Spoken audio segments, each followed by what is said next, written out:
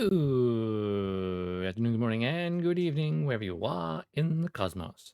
AJ Dodgestar, Intergalactic Mercenary, at your service. And no, we're not working on the next one today. I forgot to change that. Lol. That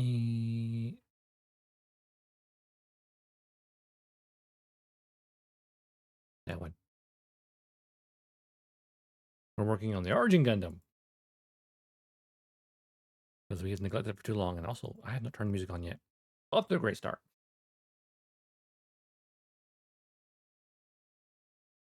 Are we going to feel like today, music-wise? I'm thinking chill jazz.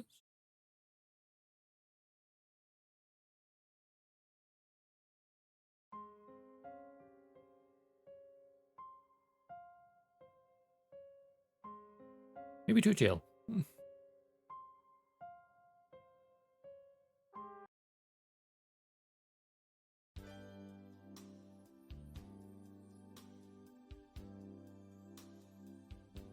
That's alright.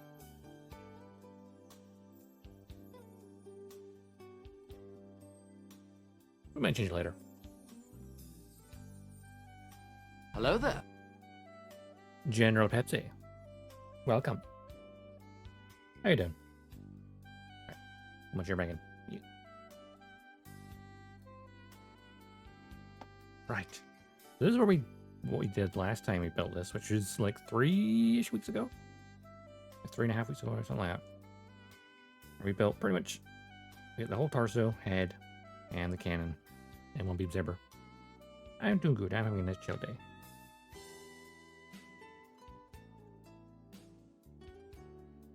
Now we're on to arms. I didn't panel line any of it yet. Though, quite likely I may end up redoing the little crotch fin there. Put the sticker on it, but it still look kind of shit. Also, is the focus on this working properly? I gotta change some settings. Let's see.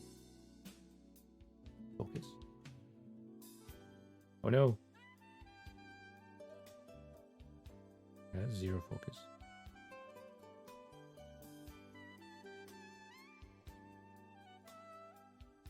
And close to focused.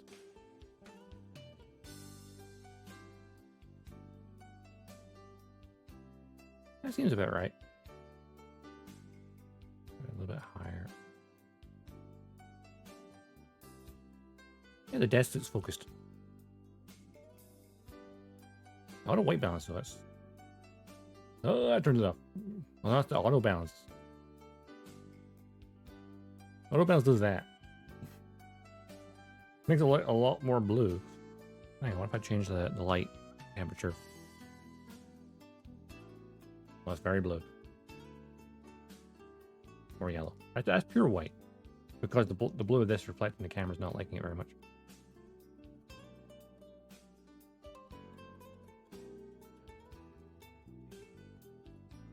Manually white. Thinking it.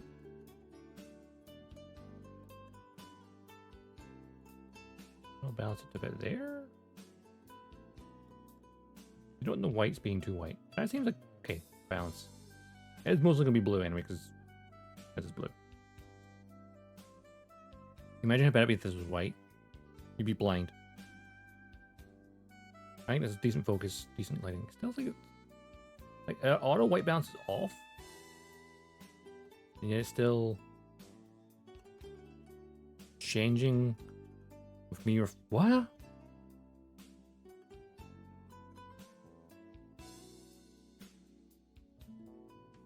Weird. If I leave auto one. It's the same thing, doesn't matter. Okay. Keep like this. Fine. I guess. Anyway. Get to work on this, shall we?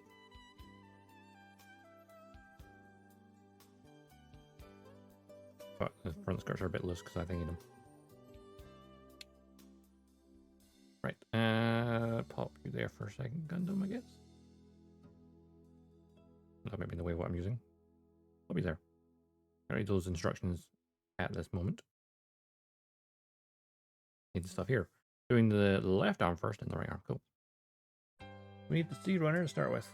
That's the E. Don't need that. That's the D runner. Don't currently need that. A runner right now either.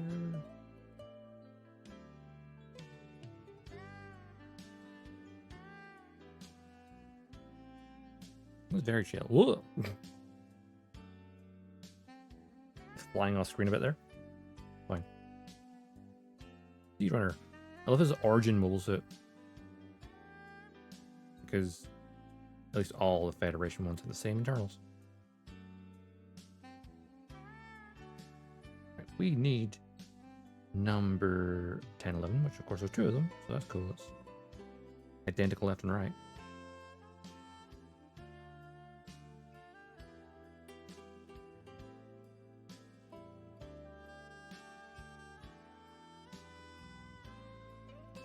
Music would actually be at home in like some old Gundam show.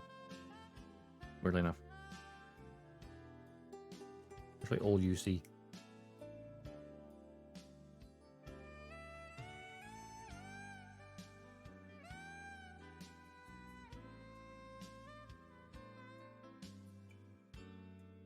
I could have two of the same one. I both got two 10s. Well, I need that one later for the other arms. That's fine.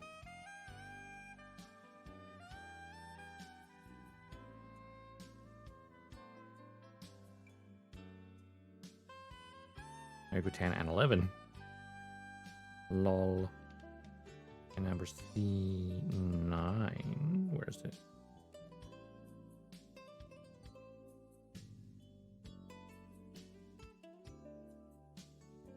Oh, right here. Of course, it's going to be next number 10. Duh. You're stupid.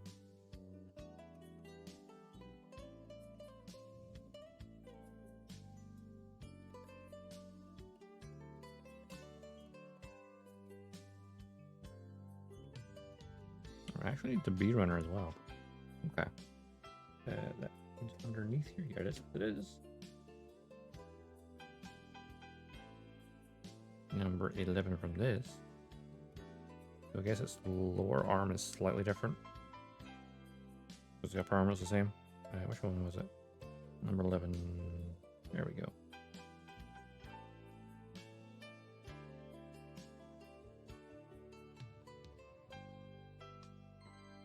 Well, there's been a lot of new Gunpla reveals over the last couple of days. Or, I guess yesterday. Got the... I keep getting the acronym for it, like, the White Knight. You know, leader of the Black Knights. From Seed Freedom. His kit's been revealed. I forget the name of the actual mobile suit. But it looks like it's got really good color separation for the gold trim on it. It'll mostly just be layered parts. I think it probably helps that it has like a gold frame.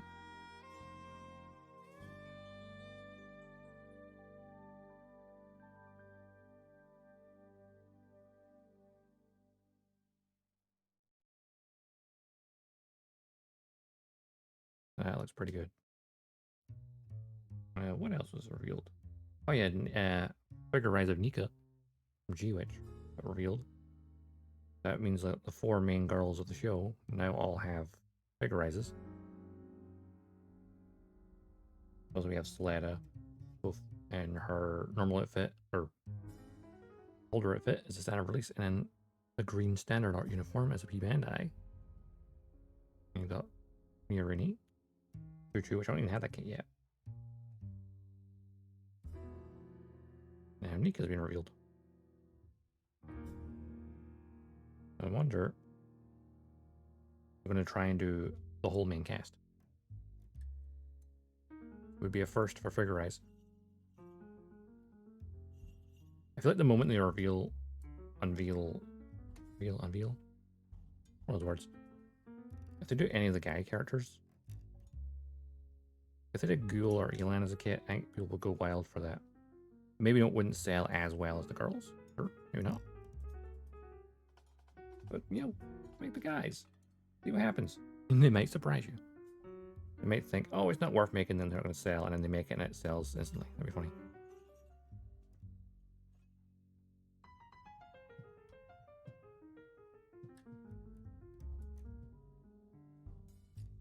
Time will tell.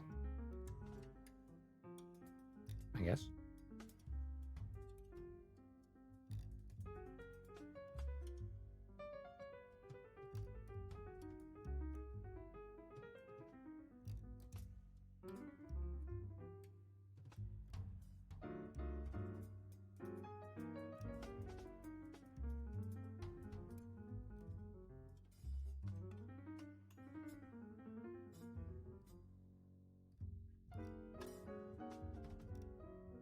It should be very too chill.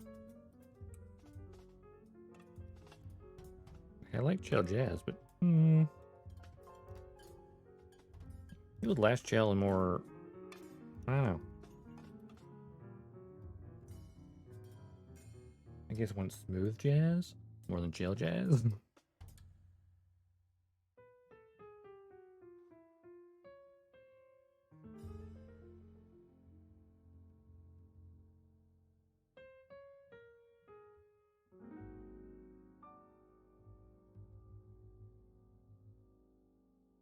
Wish I could just use Gundam music.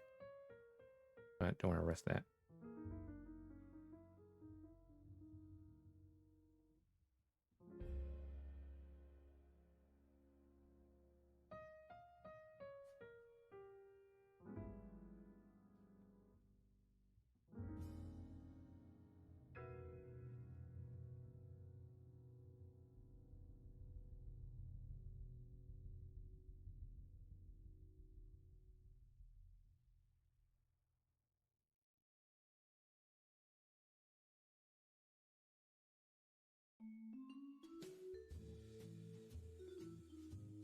Oh no.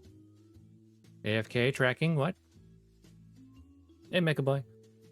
Oh, I'm here. I was just looking down. That's the problem, is like I can only put the camera so low. Because if the camera's like on the desk, looking up at me, I mean it's on the monitor shelf right now, I'd be like this all the time. Probably. How you doing, Mecha Boy? How's it going?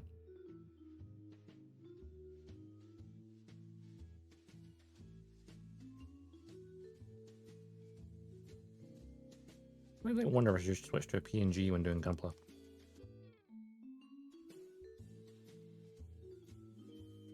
That way it would be an issue.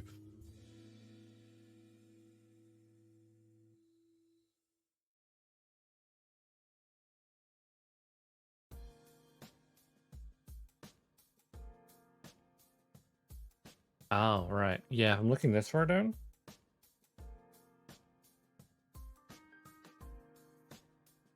Right down, looking directly at the desk. I don't know, it's like the tracking only goes so far.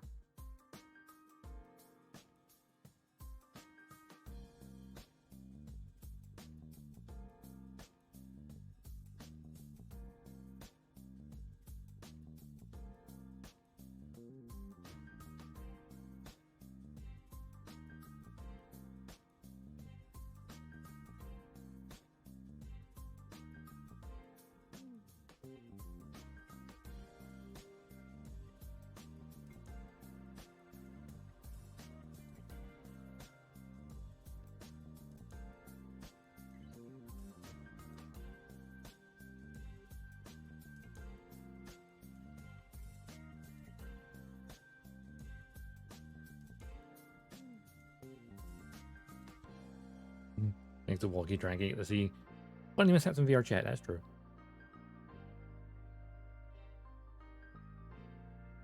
Always funny when you like watch people and are using like full body tracking and it breaks and you're like, "Arr!" It's like horrifying disaster per person. As their spine snaps. Or looks like it anyway.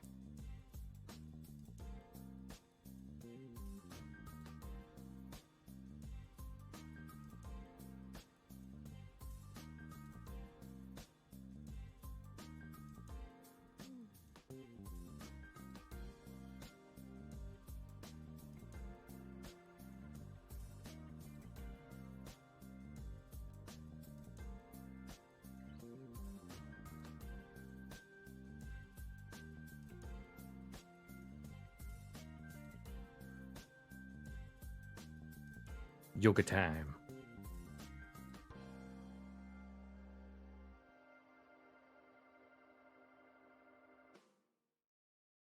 Like yoga? No, thank you. I'll have yogurt.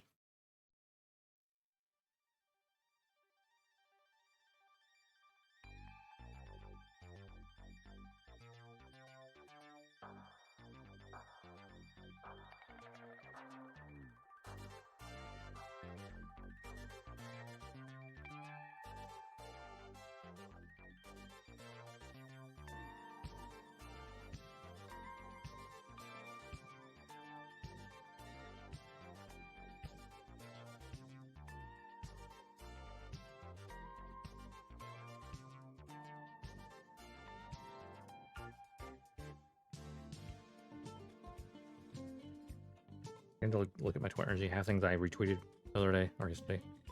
It's like there's so many like Gunpla stuff they revealed. Just gonna remind myself. If someone did a show job editing, oh no. Why would you want to make an avatar of him? Other than for comedy, I guess.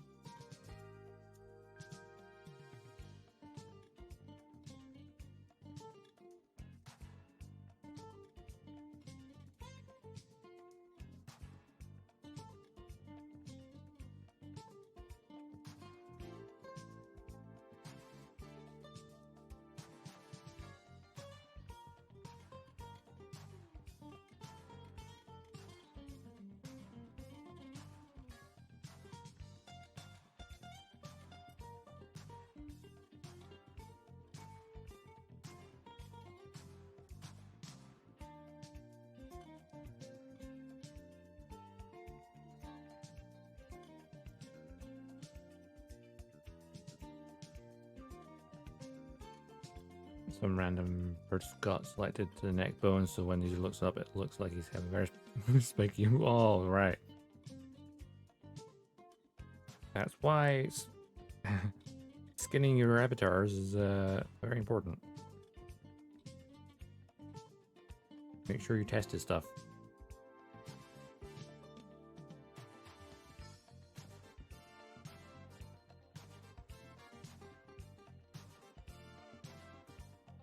It's always funny though when you're actually doing 3D stuff and that happens, like random viruses are on the wrong bone.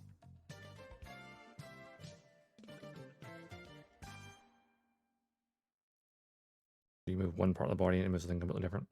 Like,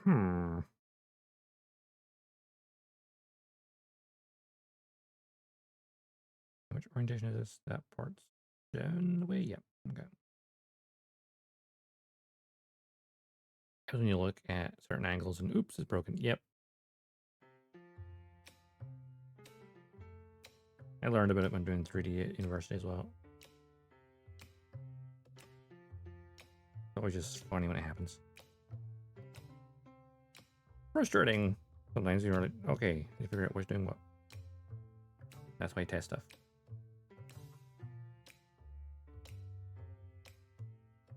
That's that orientation. All right. Feel right.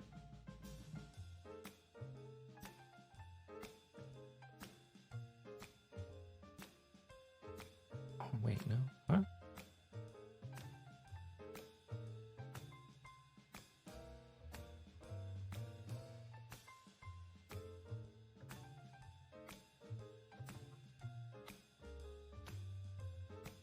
Oh, I did it wrong. I'm going to thingy both parts first. That may help. This is this side.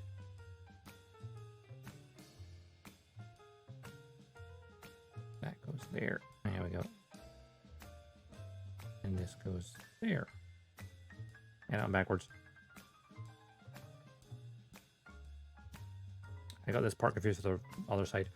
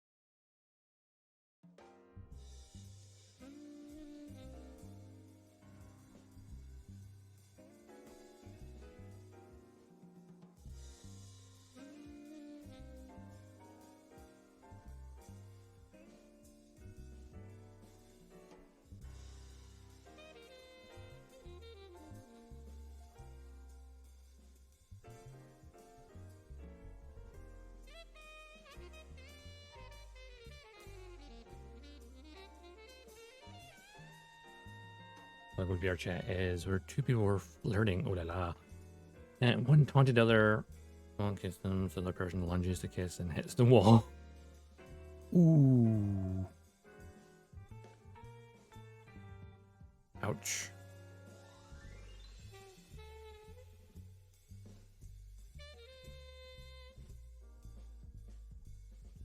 And that's why you should respect people's boundaries, because you might forget where your own is, and it will run into a wall.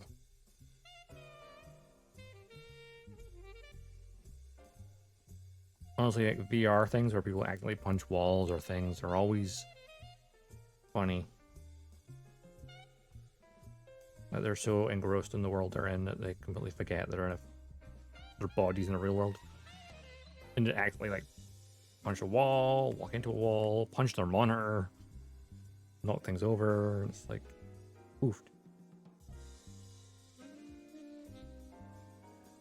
I think other VR, I think, like the Steam VR heads, I think they can map the room. So like, oh, you see neckband to ouch.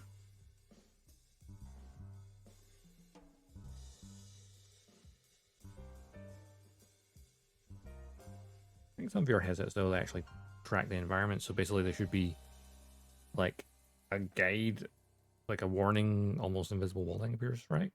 I think some headsets do that, but not all of them. I think the more expensive ones do, where they can kind of sense their surroundings if they've got like it's mapped to a certain environment.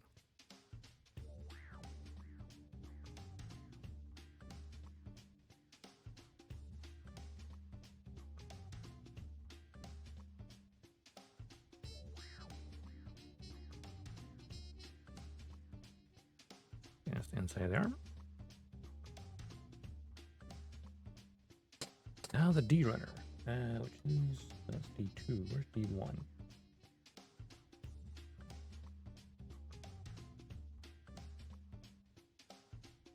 There it is. Whoop.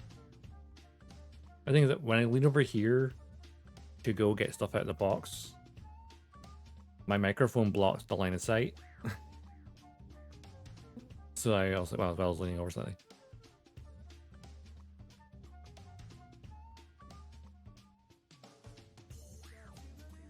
Right, we need number 14 and 15.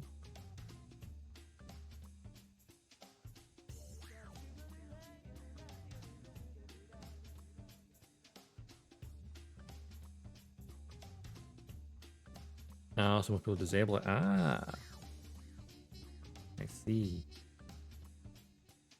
Fair enough. Never really used the VR headset, so I don't know. Like, even though I was able to buy one, there is no room in here to move at all. I will hydrate in a minute. Get these parts cut off first. Also need, wait, 223. Okay, early in here.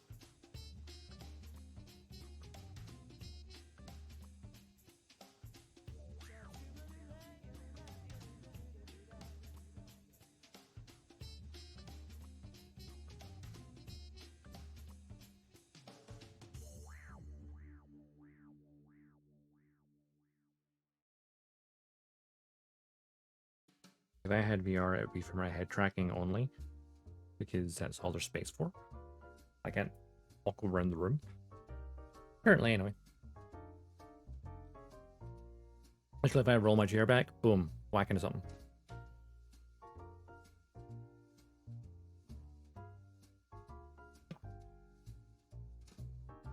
My room is quite narrow.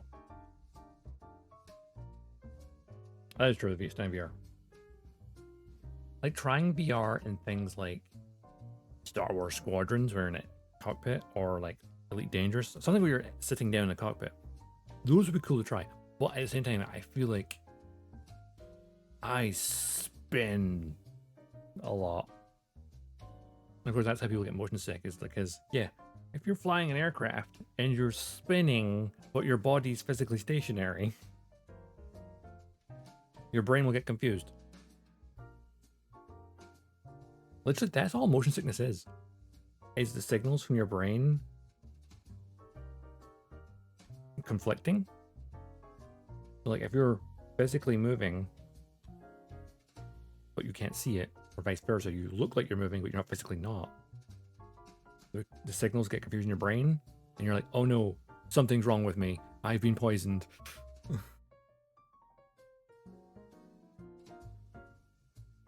Like I got it as a kid, where like if I was in a car, I needed the window, or at least the aircon blowing at me, because the lack of wind effect, my body would overheat, make me sick.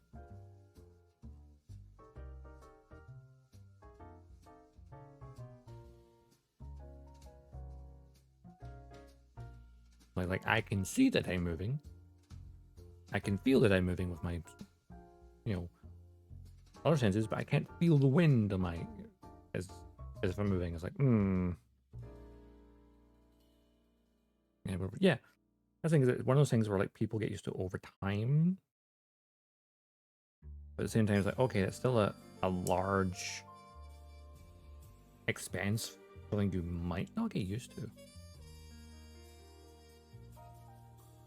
There's the unfortunate part, which is probably why less people have VR, because it is expensive upfront cost.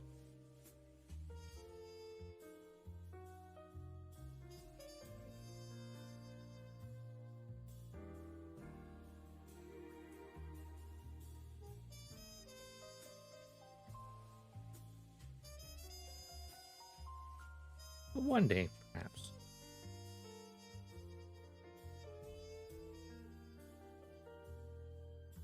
I think the immersion probably one of the best things.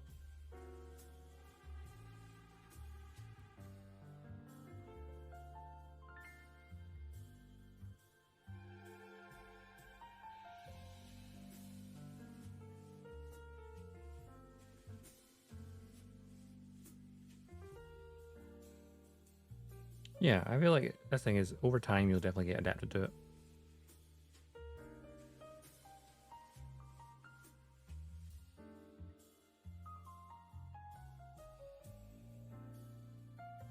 If people get motion sickness to begin with, far more likely they're going to get it. Whereas if you don't get motion sickness normally, then you'll probably be fine.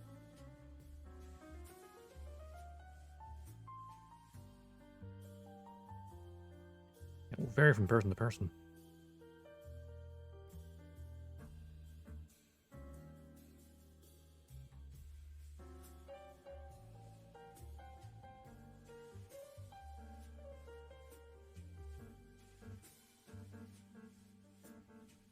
I think I've been getting better at my cutting. I don't even feel like I need to file some of these bits.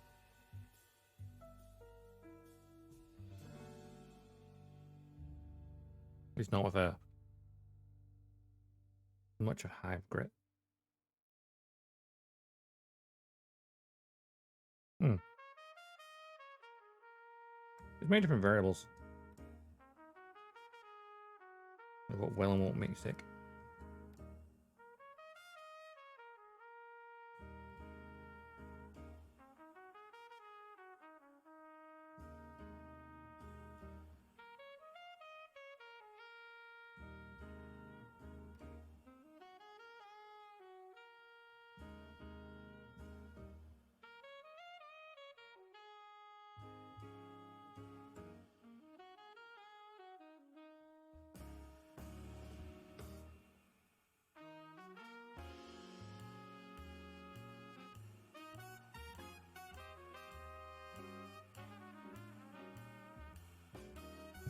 go here.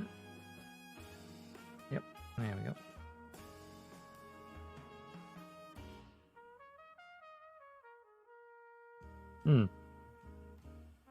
Right, people who are least experienced with it. Like video games in general, especially.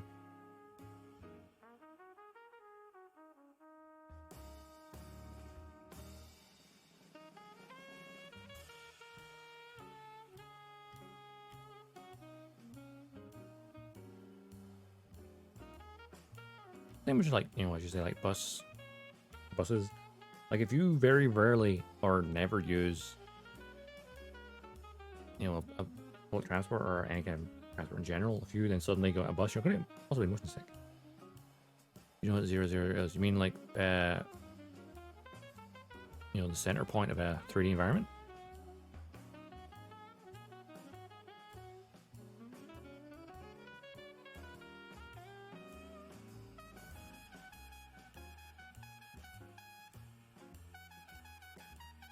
Yeah.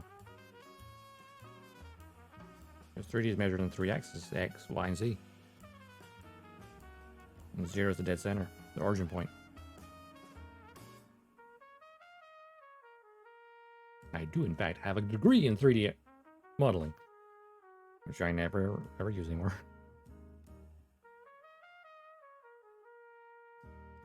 Yeah.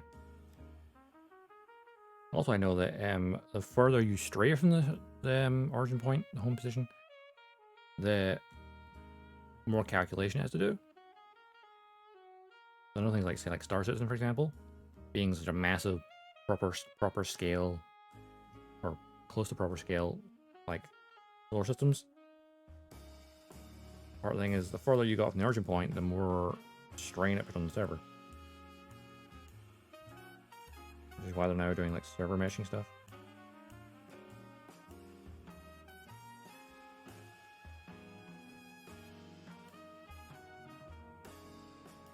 Because, like, you know, having a full-size planet in a video game, not really practical.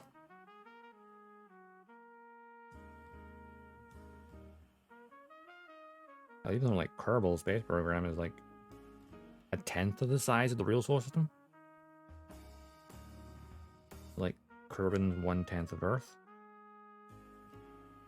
Still the same gravity though. Just scaled down for gameplay reasons.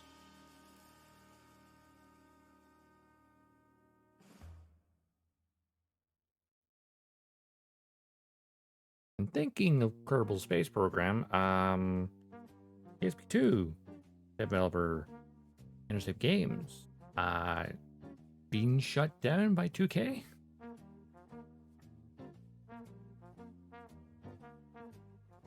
So I think that game's now kaput.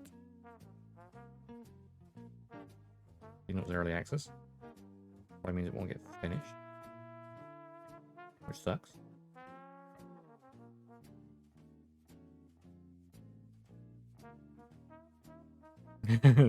There is no place like 000.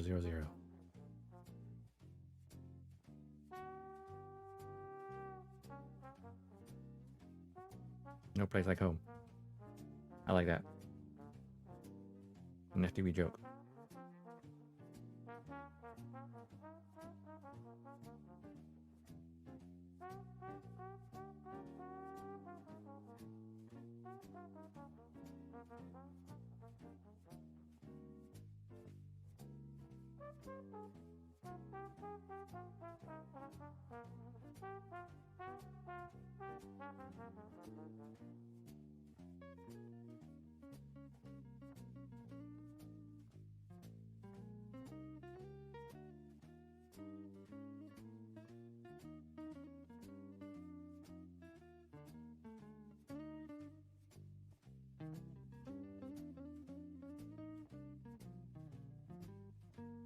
Also, Tango Games, guys, made High Heart. Yes! I've still not got around to playing it. It went so confusing because I also seen a lot of things where, like, what was it?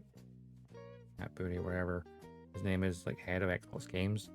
Like, yeah, we need smaller games that win awards and stuff. Like, That's exactly what that game did. What the hell? Why would you shut down the thing that was successful? Because I can understand Xbox shutting down Arcane Austin because Redfall was that much of a flop. Like, yeah, I get that. From your shareholder's point of view, they have cost you money. You need to kind of exit. That, yep, makes sense. Tango? Hi-Fi was so successful.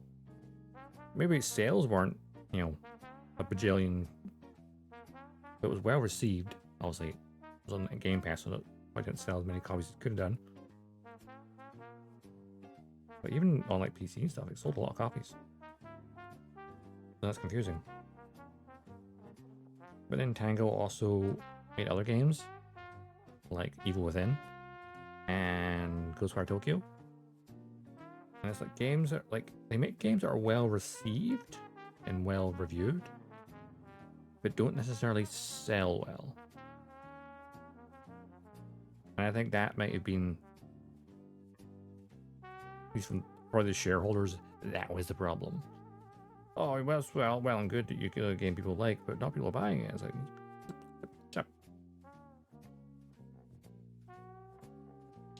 that's a problem with gaming industry, and well, actually, yes. Too much do with shareholder bullshit. I don't know what happens there. There are some talks about it not selling as much as they expected, but Xbox was celebrating at the time though. That's the thing is, it's one thing to have a celebrated game that has critical acclaim, high reviews, people love it. But then, just because everyone who's played it loves it, the amount of people who have bought it and played it might be, maybe it's why the reviews are so good, because not everyone's played it. And it's a smaller player base. Which, it really sucks. There's plenty of games that are successful critically, but not financially. Like in recent years as well, like Square Enix, for example, they sold off like Crystal Dynamics, who of course did the Tomb Raider remake trilogy, which again critically accepted and really beloved games.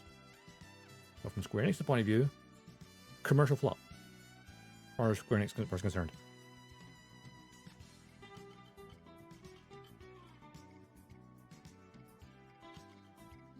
I think that's the thing, like, it's the shareholders that are being assholes. Which is why shares and stock markets does a lot of bullshit. We have to please our investors. Your investors can go jump off a bridge.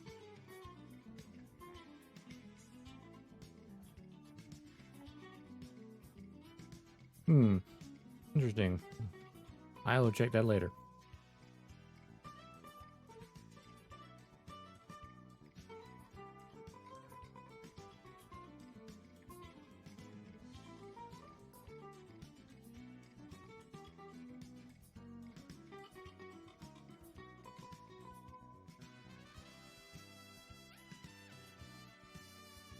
I feel like when it comes to games nowadays, the smaller publishers and like the indie dads, that's where it's at.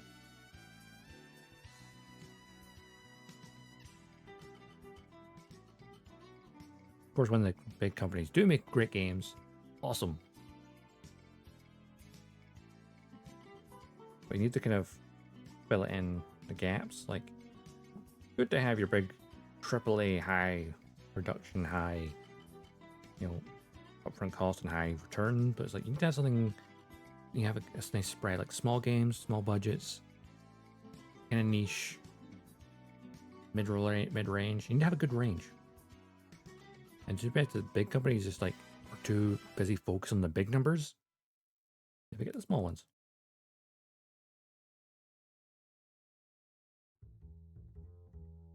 Apex going to hell about EA Greek, yeah. EA's greed kind of ruined Star Wars Battlefront 2 as well. Even though the backlash had them remove the loot boxes, the damage was done at that point.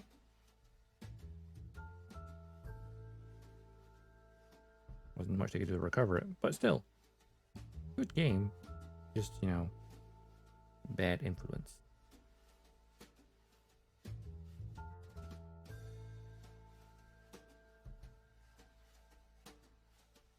I guess this just covers us over.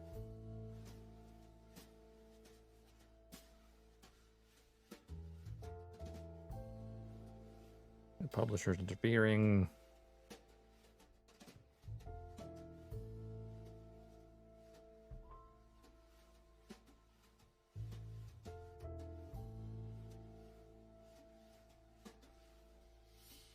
I think it's one of the things that maybe demoralized me after I got my degree.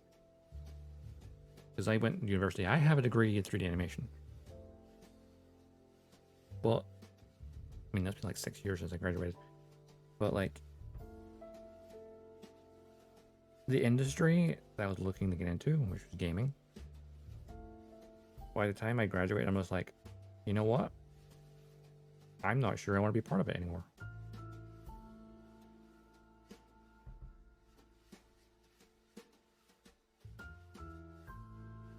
I think at the time it was like all about the studios being overworked. It's like,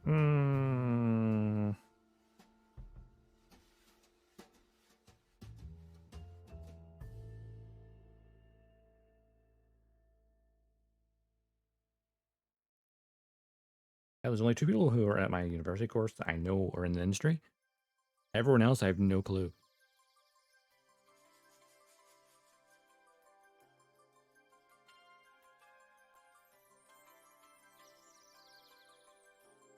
There's a lot. Well, if I only know 2 people who are in the industry,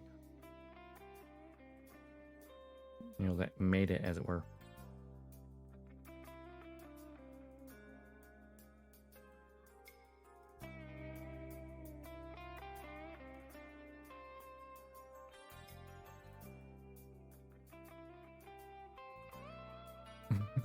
That's a no doc from me. Yeah, maybe. I've never given myself time to actually, you know, keep my skills fresh either, so it doesn't help.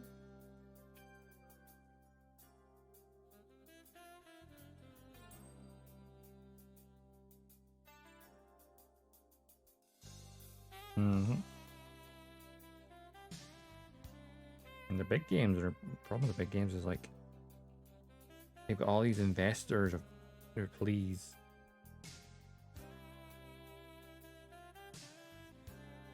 Like shareholders are just, we own part of your company. Cool. What else do you do? Nothing? Cool.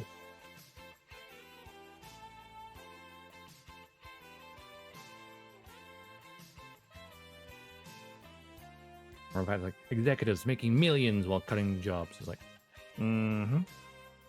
wasn't it? There's a comparison we brought up. I think it was Nintendo a few years back. Oh yeah, no, it was to do with the Wii U. That's what it was. So back when the Wii U flopped, apparently Nintendo, if I remember correctly, like the CEO, instead of axing people, he cut his own salary to compensate.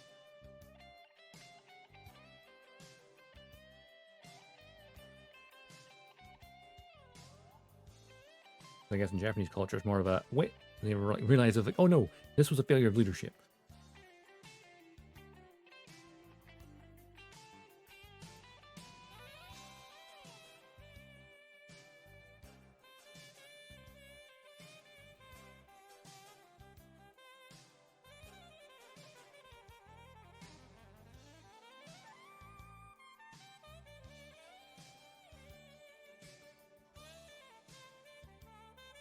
A little bit. I need to move you over here for a second. I can see this more clearly. A lot of waste of time. I wouldn't say it's like waste of time. You're still learning a skill. It's kind of cool. Or doing the early type shoulder. Because I got the early type cannon on the shoulder. do this part. D1 runner. Here we go. I love that the only difference is like this little part here. So no, you wouldn't have it like have the what looks like a handlebar.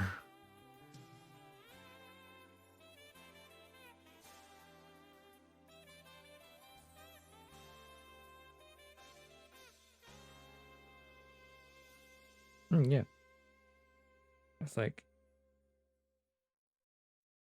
your company underperformed. Cool. It's like I can't think of a real world example that relates to me, but I also don't want to dox myself.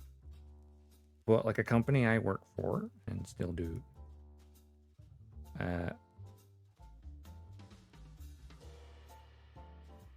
like during lockdown, obviously we could not work properly. But you know, the CEO still gave himself a bonus, even though we weren't open.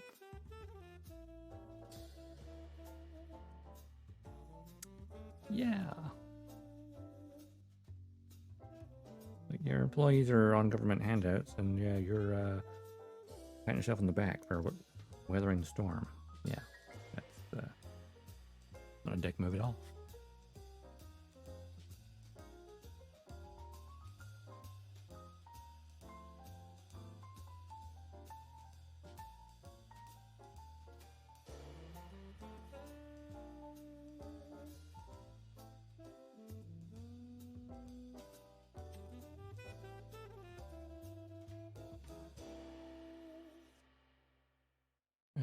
So harvest.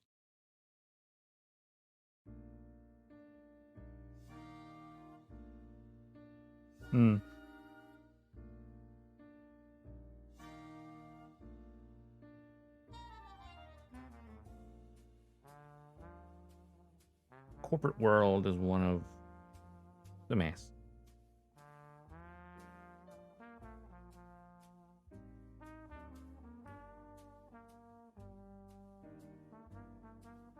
Of course, with like small companies, like they risk it all.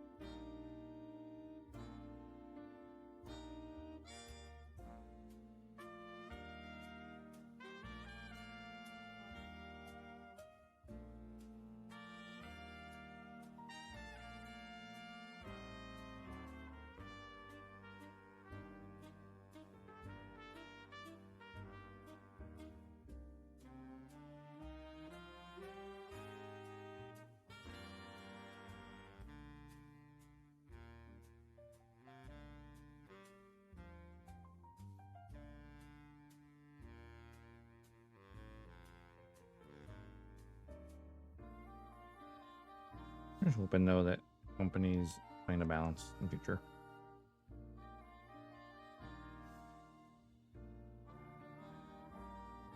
You don't need to make a shit decision just because you can. Yeah.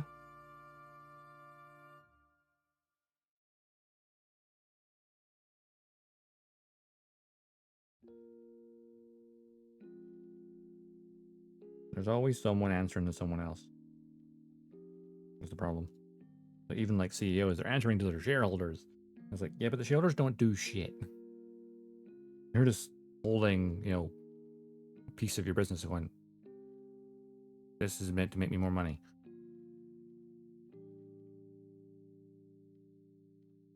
Like the stock market and shares are the worst thing humanity's ever done. Think about it.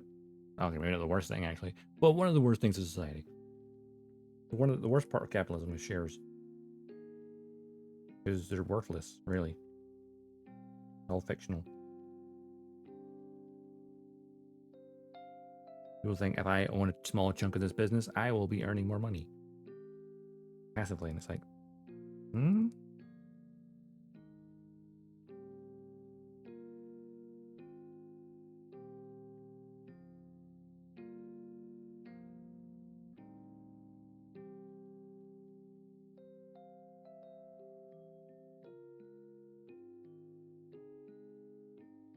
Makes no sense.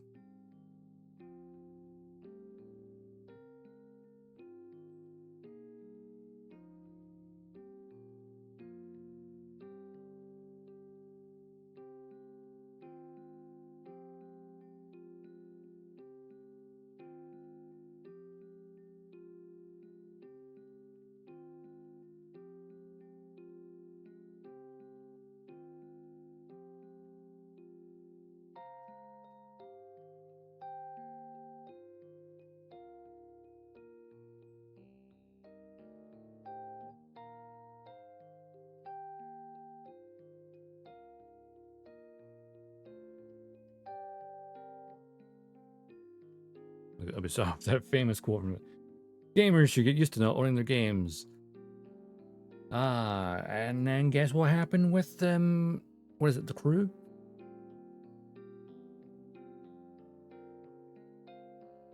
Guess what? You don't own your game. We decided to close the servers and also revoke your license. So you can't even load up a single player.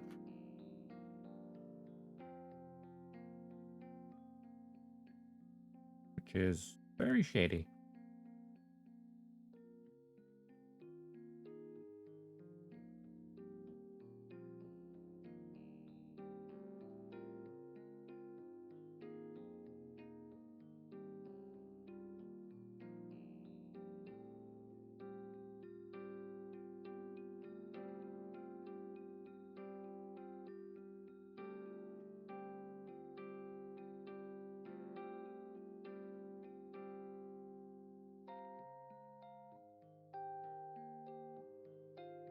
I'm pretty sure we can guarantee that Star Wars Outlaws, when it comes out later this year, is going to underperform on sales because even though I'm a Star Wars fan, I'm not pre-ordering it.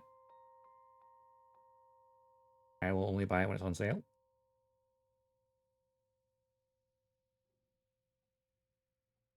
Because I'm like, you know what? No.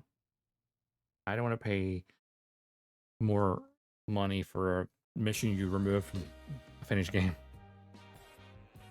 Whenever there's day one DLC included in the battle pass, a season pass, that's like, you just removed that. That was in the base game, you just removed it. Even if it is an optional mission.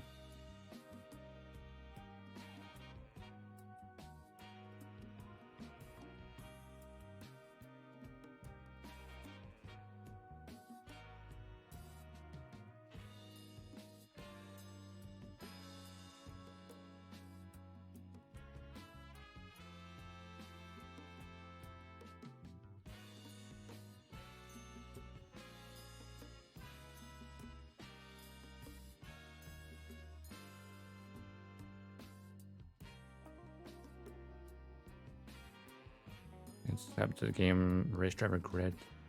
Old and better one is no longer available. New one is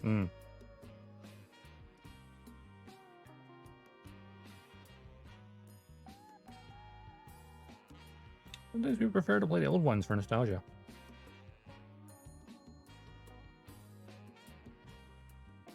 Like turning off servers? Cool, that's fine.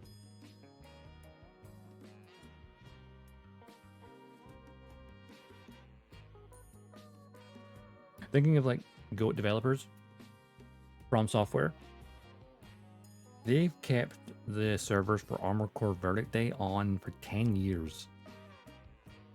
And they're only going to get turned off this year, or like some point. Because obviously, you know, now that Armored Core 6 is out, it's like, okay, time to finally set the game's online component, which has been going for 10 years. It's like, yeah, you've got to go for 10 years despite how niche it is. And it's like, yeah, respect. But eventually they have to kind of turn off servers. Eventually.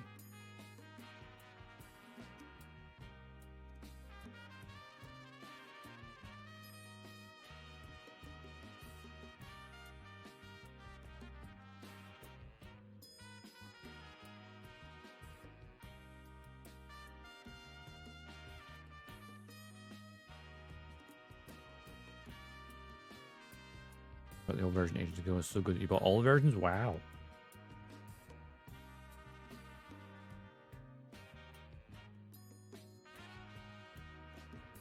There's a shoulder blade, or shoulder armor. Now we can get all this parts done. D-Runner. We need number 21 for the wrist. Early type only.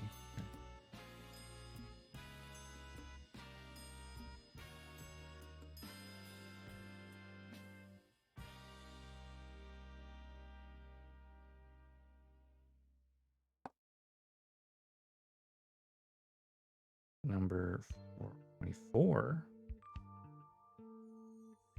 There we are.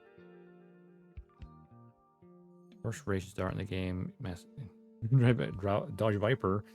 Unless you get an old Mustang, that's one car.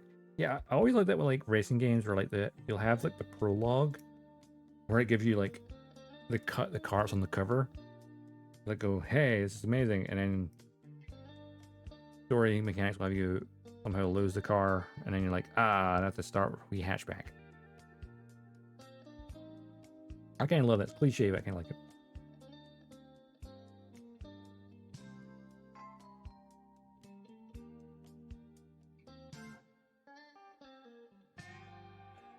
I hate the D1 and D1. Hang on. And this. No, that's E. That's E. That.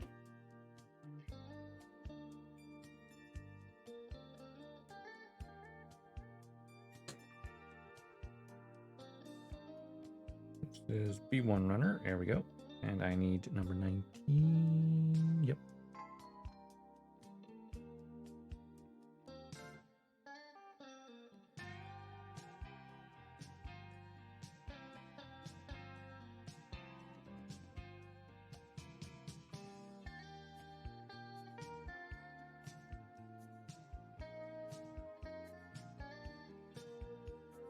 Oh, I'm at it. Speed runner again. And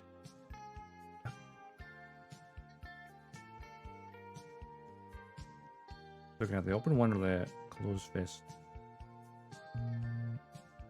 I'll go with the actual hand, closed hand, because that one I'm more likely to use.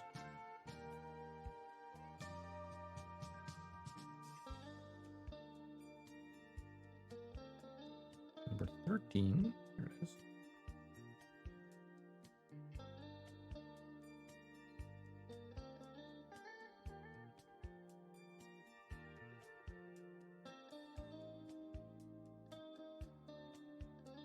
Number 17 from the back of the hand. I love how it's like the corresponding back of the hand is right in front of it on the runner. Quite nice.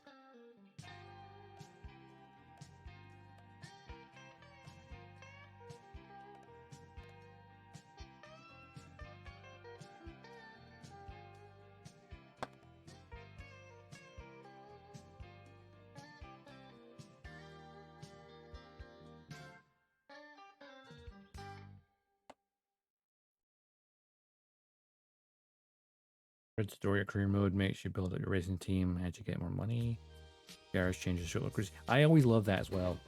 My favorite game mechanics where like you can see the visual progression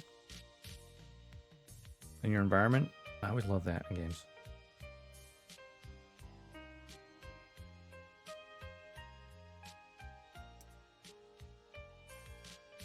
Like your hub area just gets cooler and cooler over time.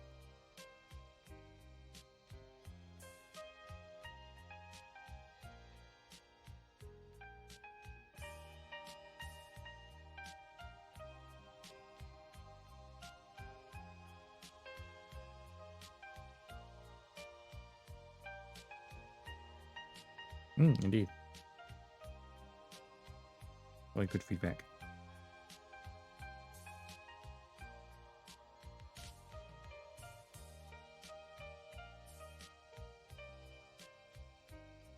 I think I appreciate it like Helldivers 2 as well right now, because as you upgrade the ship, cool, you see the upgrades physically on the ship.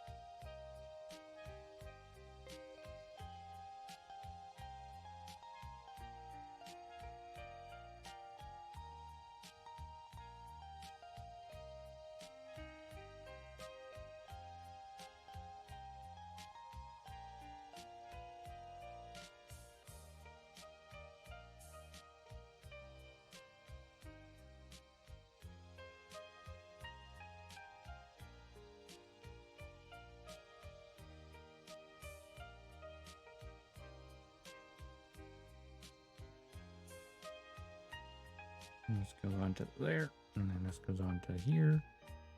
You have to put some stickers on the other side of the arm now, actually. How do we do that? I think one goes here, and then one goes there. I don't try to paint that. I mean, I've used the sticker for the crotch piece.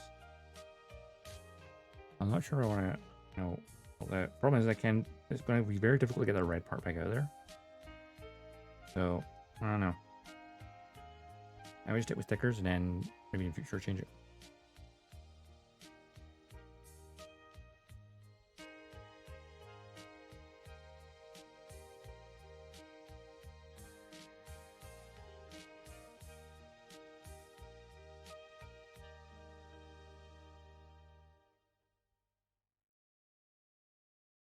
To career mode is you win this race and you impress a big business guy who wants to start a new racing event and these other clubs. Raceness, you challenge the cool, that sounds cool. I haven't played a racing game like that in a long time. And the last racing thing I played was Forza Horizon 4, 5, whatever one was the most recent one.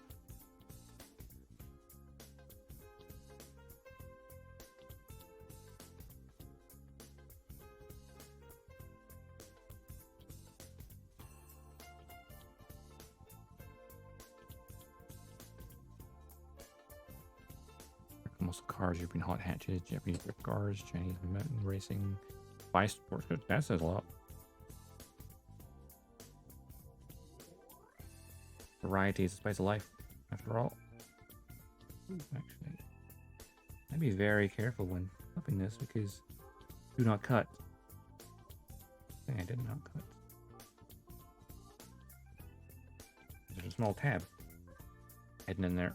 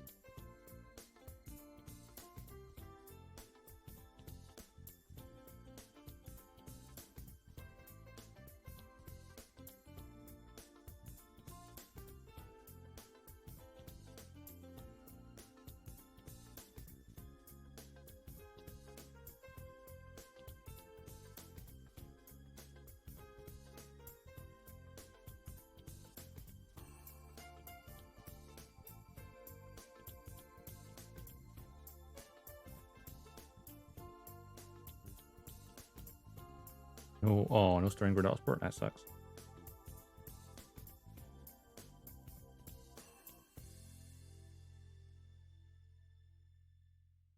Yeah, sometimes companies like get so bogged down having the live games as a service that they kind of forget people like a story attached to it. Even if the campaign is like a simple story that sets up the multiplayer, I quite like that.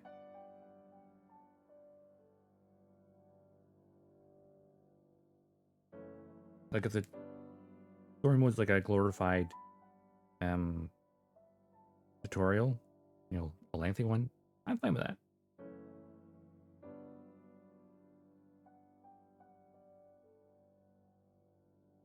Red Legend Cross Career mode is like F1 documentary, but too short. Okay. I think the new F1 games have career modes now, don't they?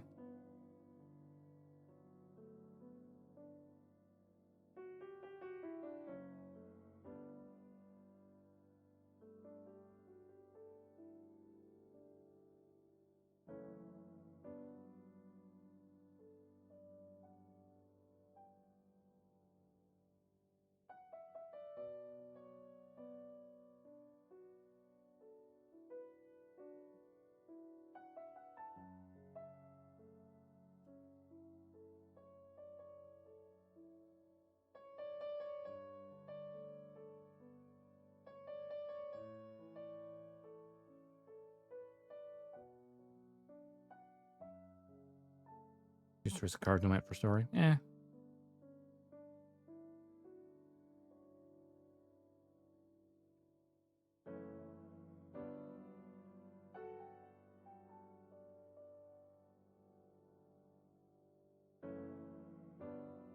think games like this, like where they lack the story and just focus on multiplayer, when a story does come along, we appreciate it so much more.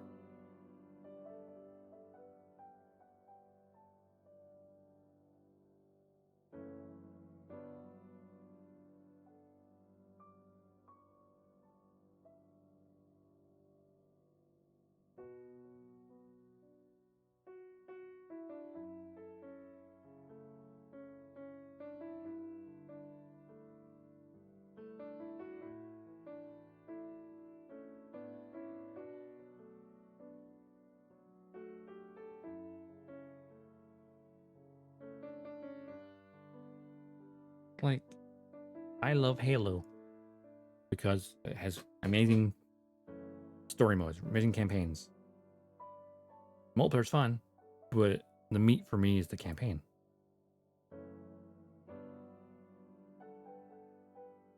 You get to more newer Halos, especially like Infinite, and it's like, yeah, campaign was all right, but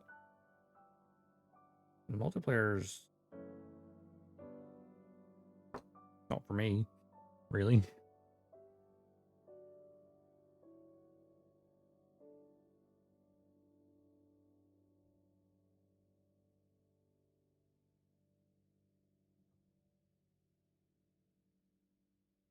Like, multiplayer in a game can keep me occupied for only so long.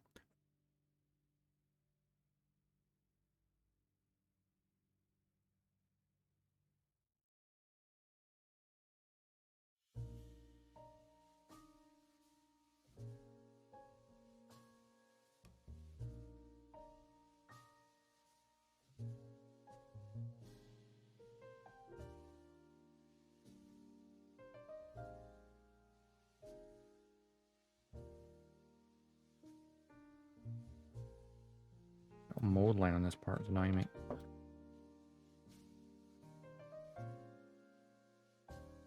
Fair enough. I mean, luckily the Master Chief Collection is on PC now, so you can play at least Halo 1 through 4. Weirdly enough, 5 still not on PC. But Infinite, which is number 6, is. It's kind of strange.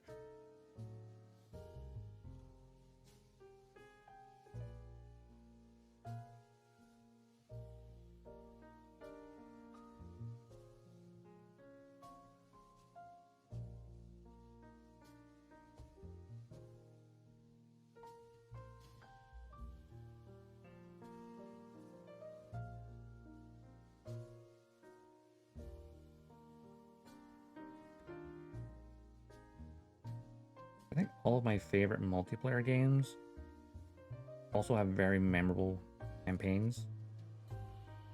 So it's like the whole package is what I loved. I've never played a game going, this multiplayer is amazing. I don't care about the story. I've never once. Like that.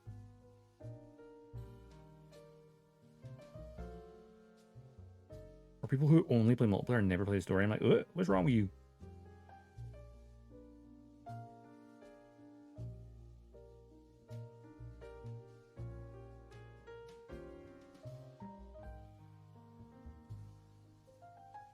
You play the campaign and then you play the multiplayer. Before, after. Unless it's a, multiplayer co-op game. Hate flow controls, not my mouse and keyboard. Suppose, perhaps.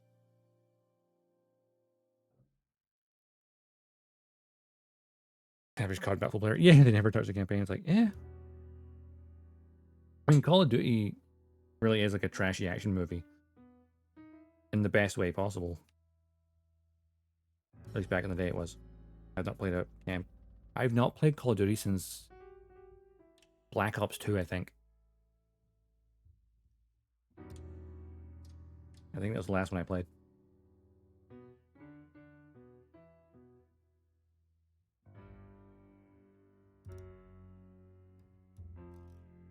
Well, I've heard people saying that they're finally appreciating Infinite. Or Infinite. Whatever one was in space.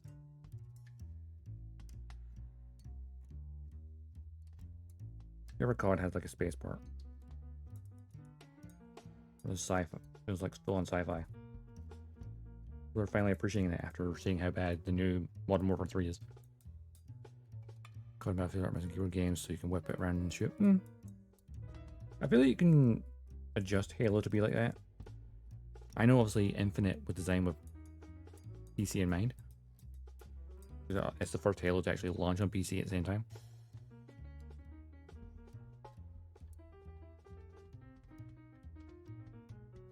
Even if I can play it with mouse and keyboard, I'll still play it with controller because it's, you know, Halo. It feels right with controller. Halo's slow. You can adjust the sensitivity.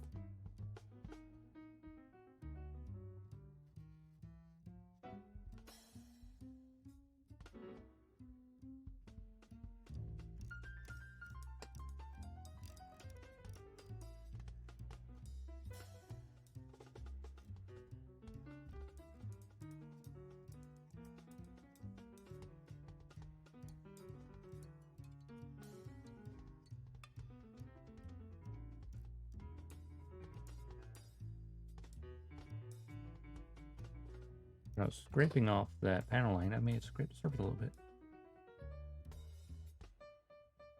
Hey, Rusty. How's it going? The first one? Oh, yeah, the OG. Well, the OG Halo was ported to the PC, yeah. Like, every Halo game's been a PC port except for Infinite, which was launched on PC as well.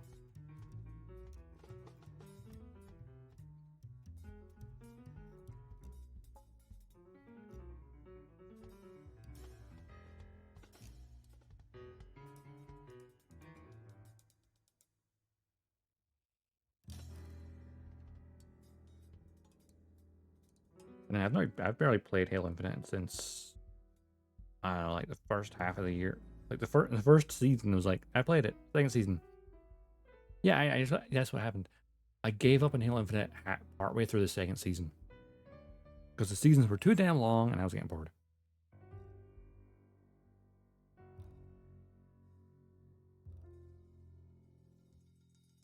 I can only play multiplayer for so long before I just like, yeah, I'm done. Multiplayer can keep occupied for maybe a few weeks, maybe months. Other than that, I'm done.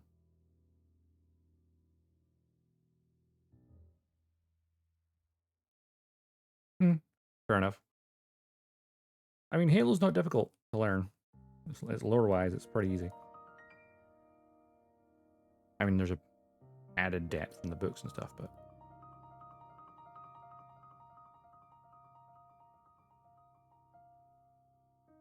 I suppose there's a TV show. You know, if you want to delve in that route. Hey, Toasty, how's it going? It's going good. We building? We chatting? Yeah, it's been a while since you dropped by. How you doing, Toasty? You keeping well?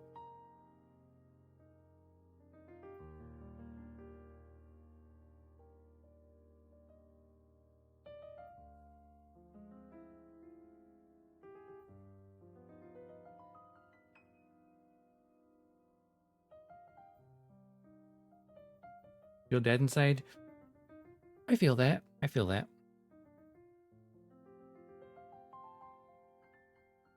Nose is bleeding internally, but no nose bleed. Whoa, that was something really weird. Oh, if you've not been to a doctor already, I would recommend it.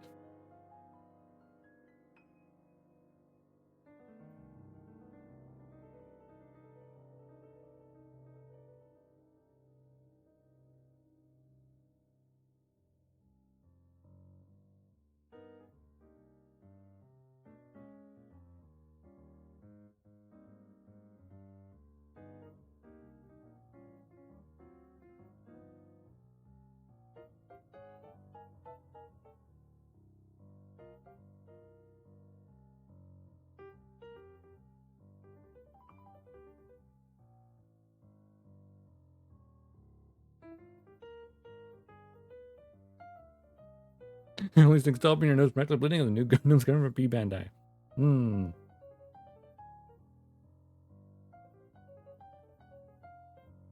What does that say?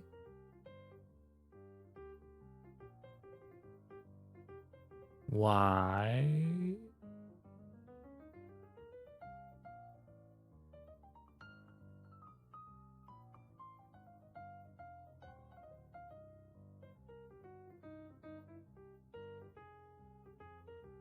think it's a meme, I guess, to be the Master Chief, right? They put the Master Chief in solder. What does that mean? What does it mean?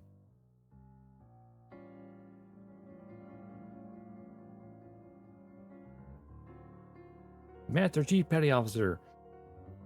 Spartan John 117. That's right, he doesn't even have a rank. He's an uncommissioned officer.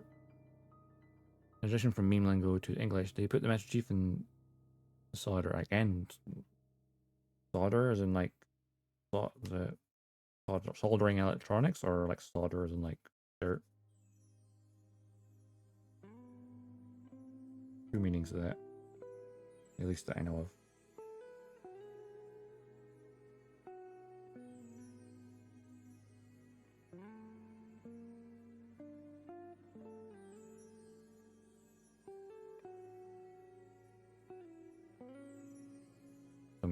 Mountain Dew promo. Okay. That's the thing, is that there's such a anonymous thing with Halo and Mountain Dew, but Mountain Dew, oh, soda. Got it. They put Master Chief on the soda.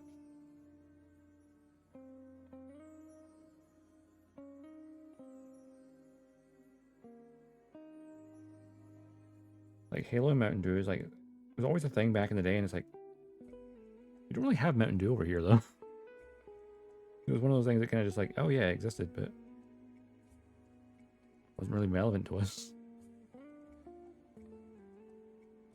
That's not what I remember.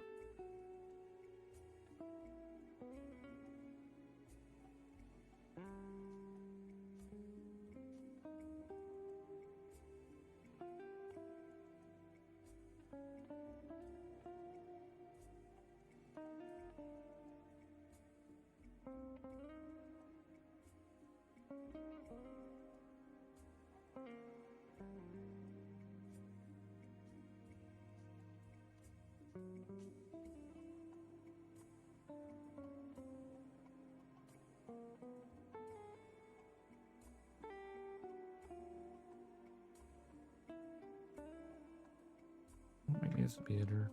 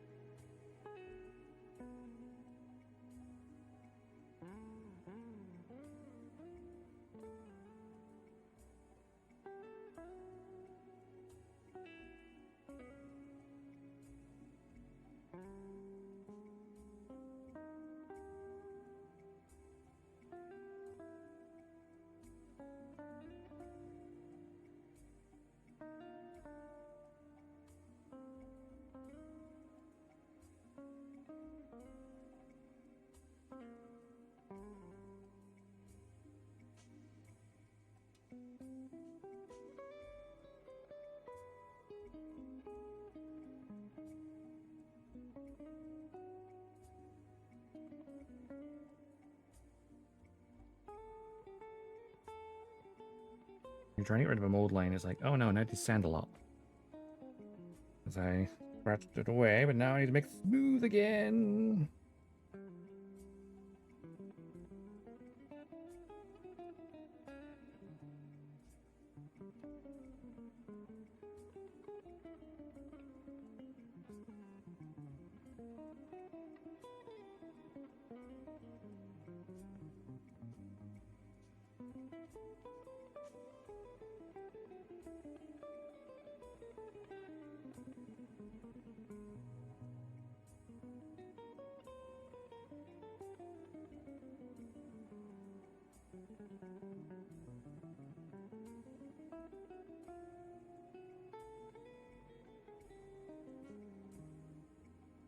Other meme has a Fortnite variant where it's, I think, a German was saying there's Fortnite and Cola. Yippee!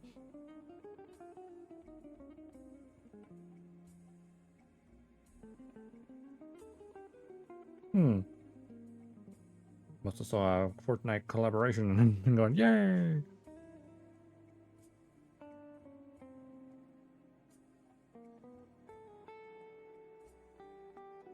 There's a game I've never touched, Fortnite. The Lego Fortnite intrigued me.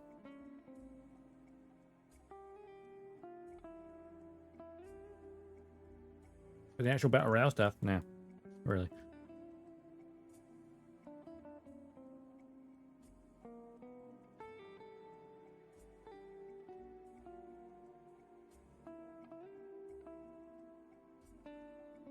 Wrist-mounted Vulcan machine guns.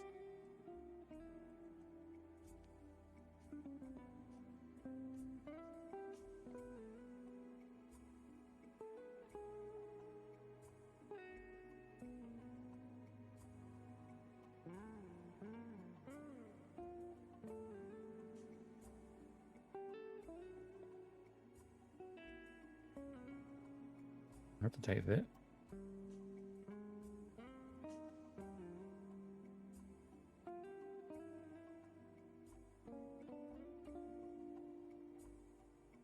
Too cringe for you.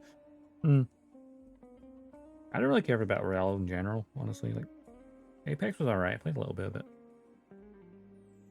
I think Battle Royale modes just don't really click all that much. I am still surprised that Halo has not done a Battle Royale mode. Because there was one rumor for so long, and it's like, come on. You've got ODST drop pods. That's the perfect deployment method, right? You've got a sandbox of weapons.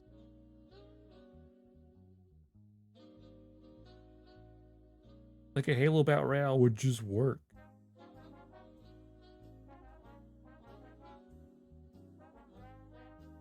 But apparently Bungie, no, sorry about Bungie. Apparently 343 hits money.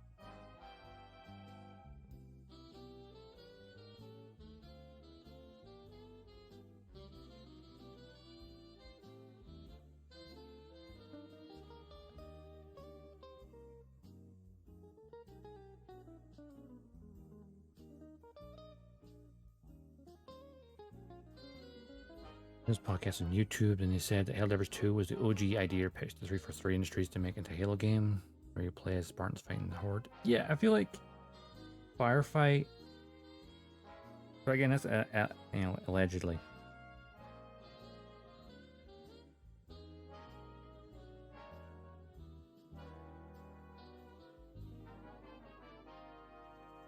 There's a formula that is Helldivers.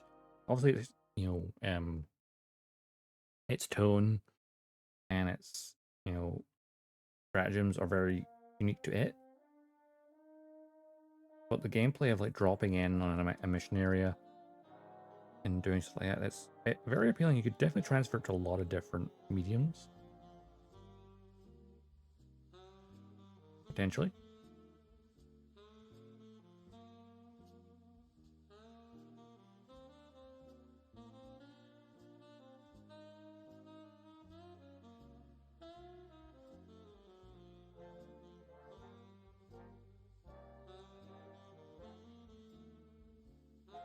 I mean, Helldiver's lore is like lol. It's like very simple.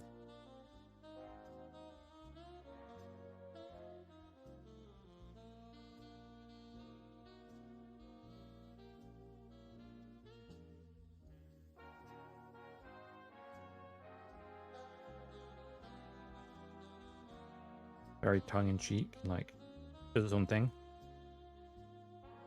Also has influences from like that of like Starship Troopers, obviously.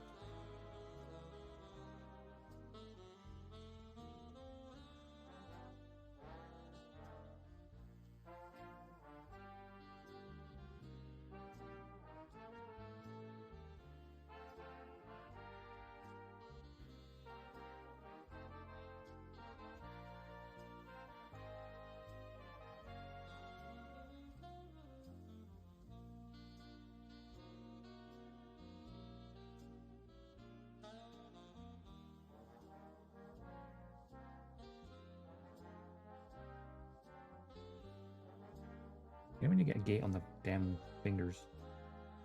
And I want to be very careful not to file anything off I don't want to.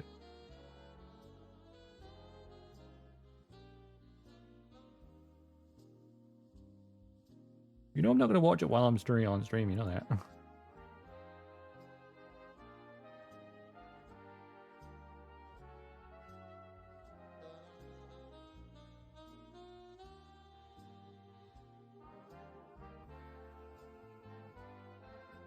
I can check it out later.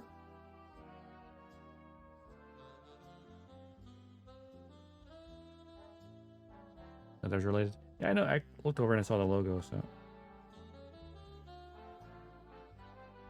Because if I do it, I have to mute the music. I can't be bothered.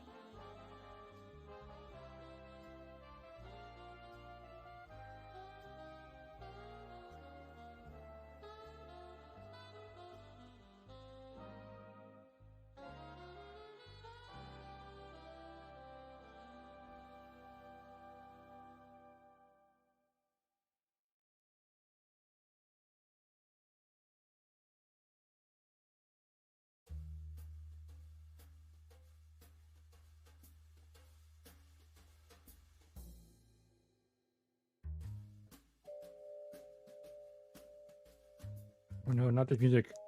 Not the one that reminds me of the KSP Vehicle Cinema Building.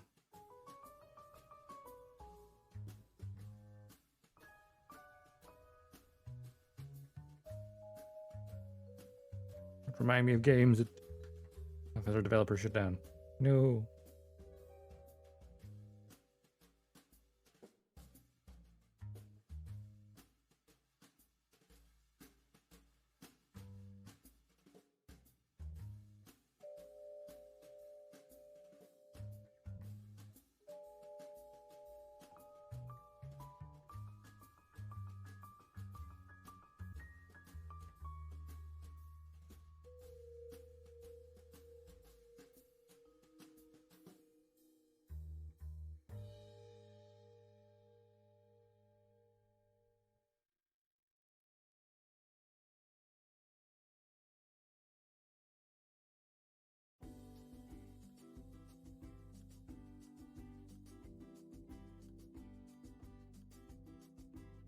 Another event's happening on my side. Yeah, Escadil Corso race event. Ooh, nice.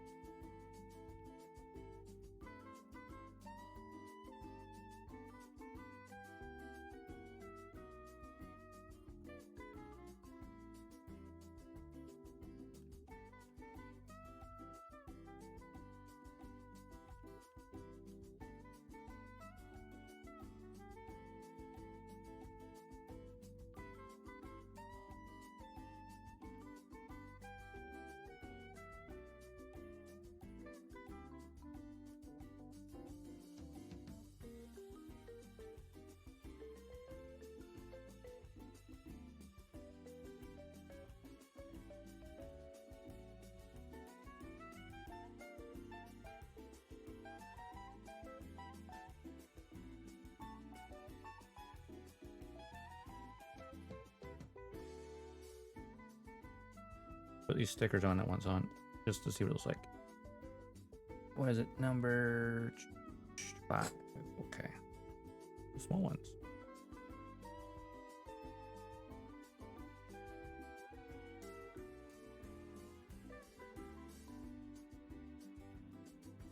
Usually you put paint in here, honestly.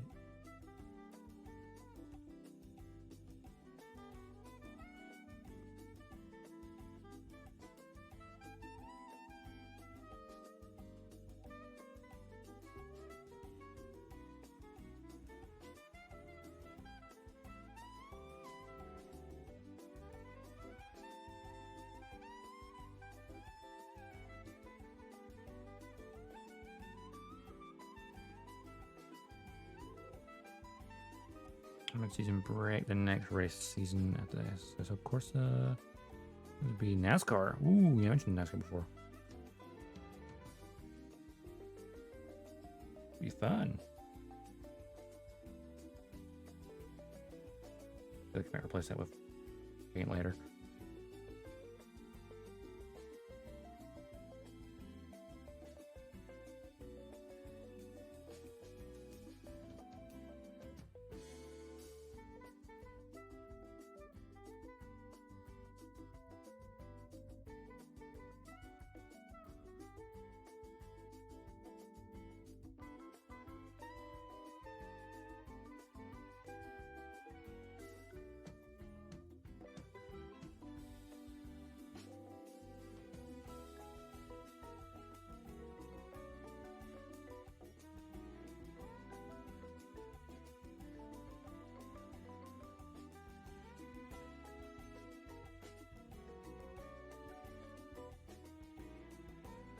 Not too bad. I was at the paneling as well, but I'm not doing that currently. I'm just building for now. 9-degree band, also double jointed.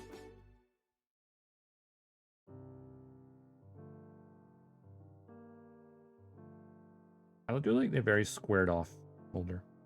Very nice.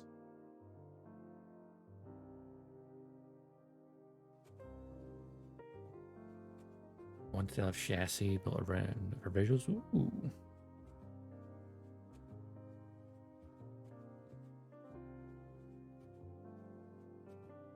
Now, how far is the other arm?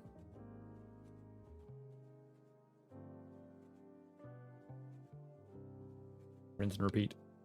Second limb syndrome.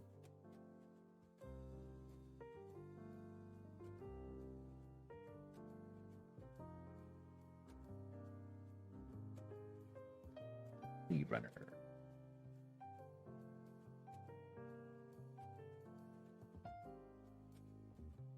Number 9, 10, 11. Mm-hmm.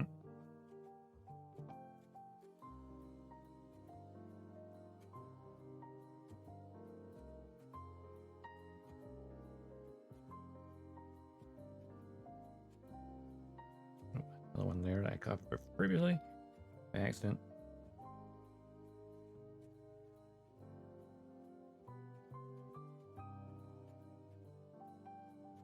You know, while I'm at it, I'm gonna get in the hand for this as well. So number 14, number 17, cool. Yeah, the other hand. Why not?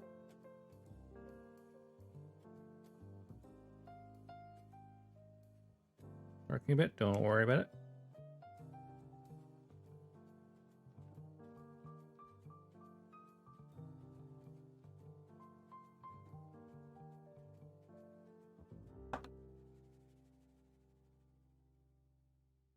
Now, where's that B runner?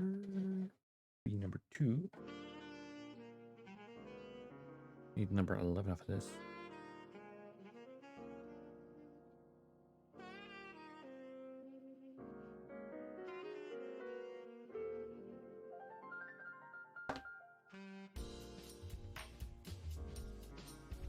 Did we run for anything else? No. Okay.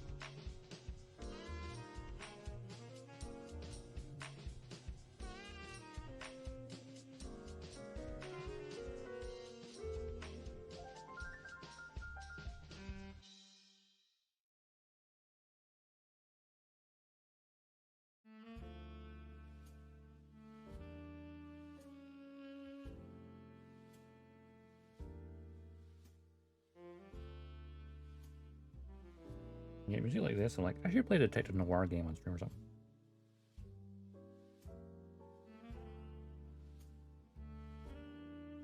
Oh, what was that pick? Procedural generation detective game. Shadows of Doubt, I think. Okay, it almost looks like kind of block pixely graphics. There's like a procedurally generated environment and case. It's kind of a cool idea. That way, if you're playing a case, apparently it won't be the same for another player. That's a really cool idea. I need to check it out.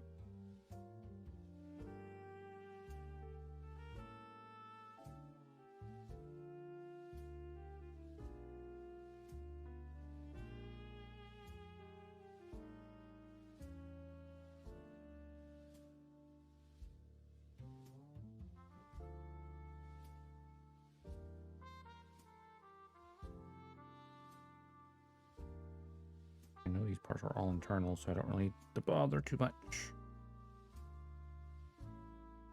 Then there's one nub on the top of it. Might be visible when I turn or rotate it.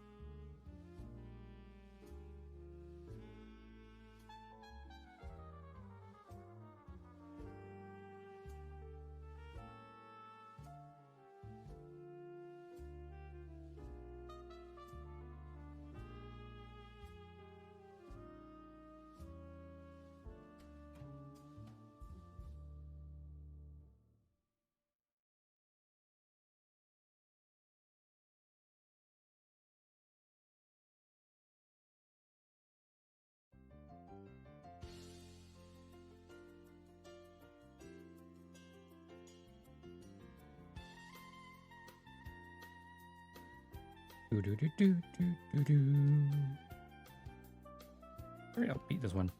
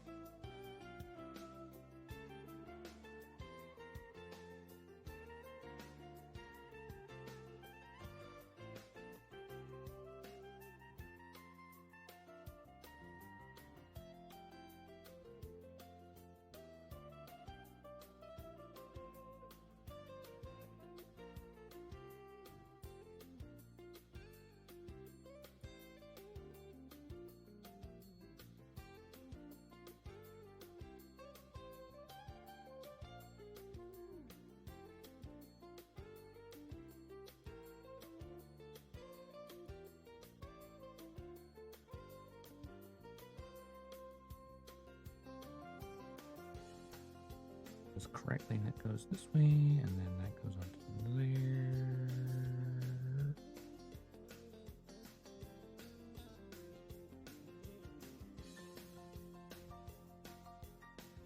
Goes into there.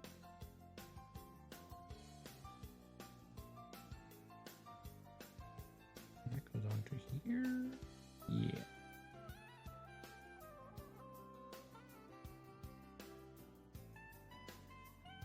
Yes.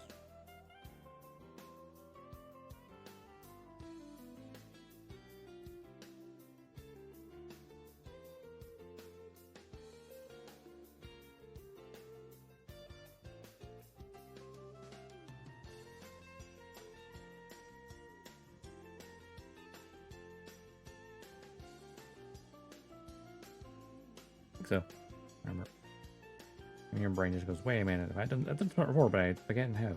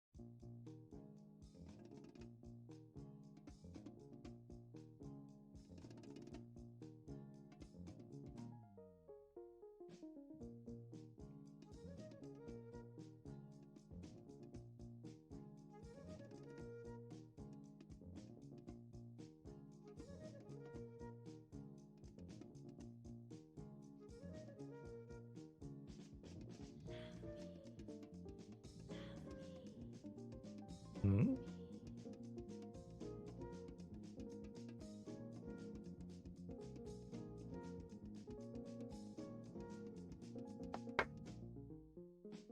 I like it when my instrumentals have faint vocal. Weird.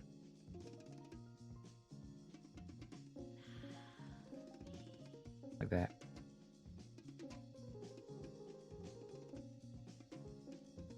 Is that a place?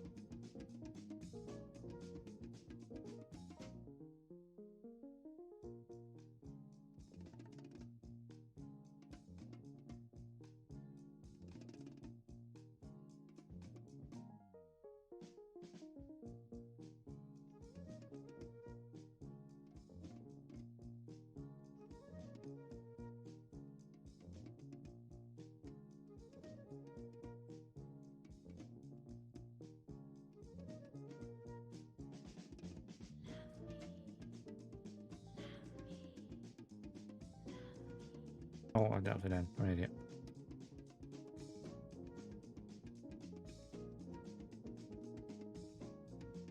Happy? Why didn't it look right?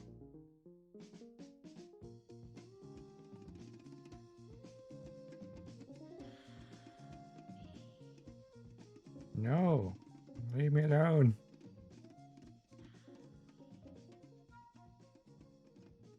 Spooky voice in my head.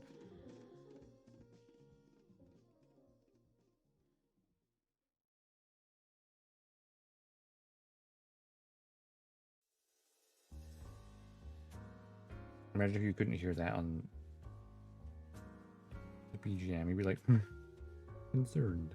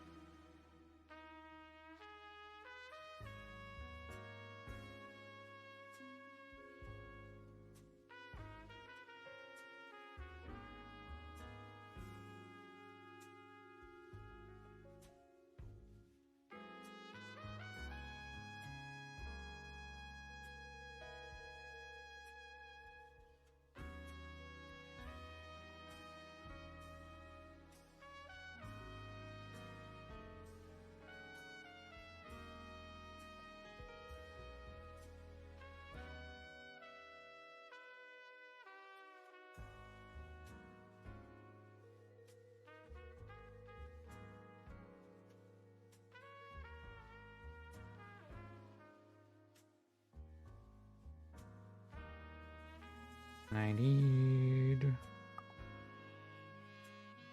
parts from the D2 runner. Oh no, there we go. Meet numbers 22, 23, 14, 15.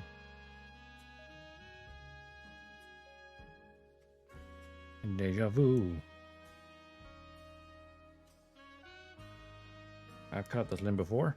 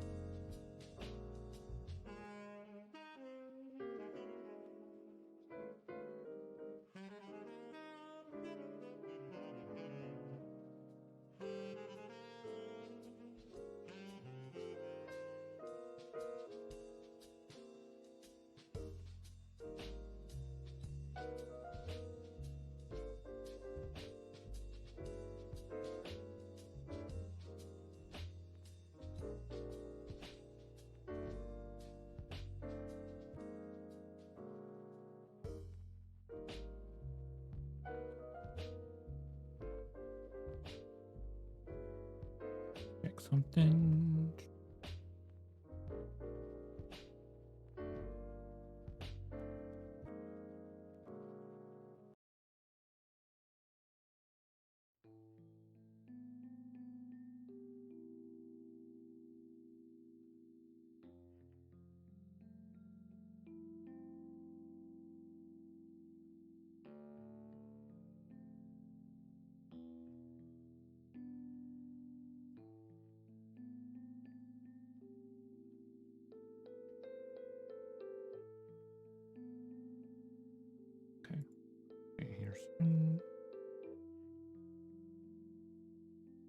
to answer the door soon. I think Amazon is going to be delivered.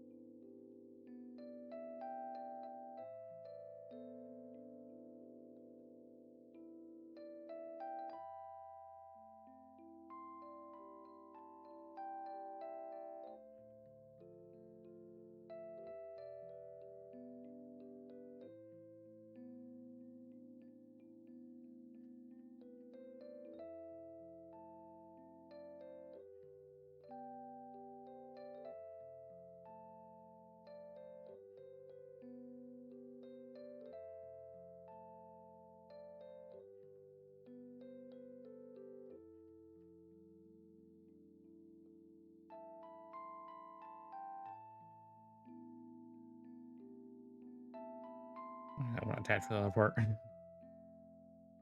Makes sense.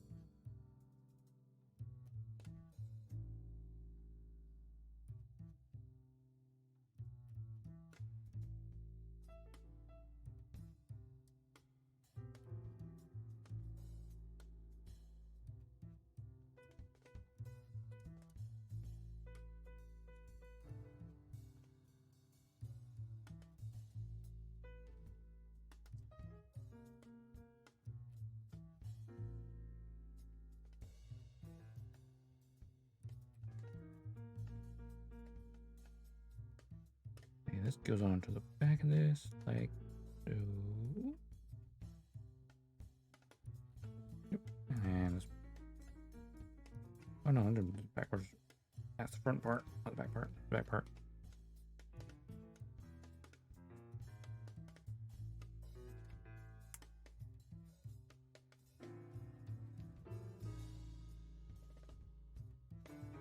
Oh, give me a minute.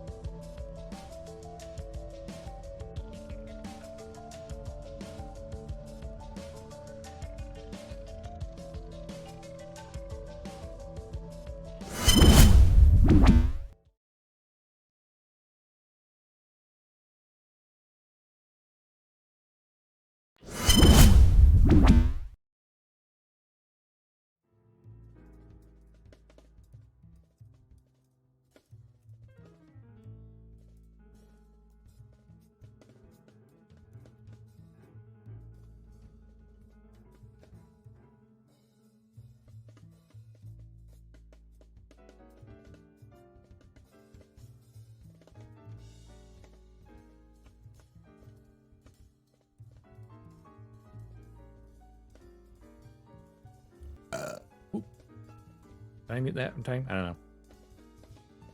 I'm back. I can't remember when I muted and unmuted there. I unmuted it and burped rather than muting it and burping. Oops.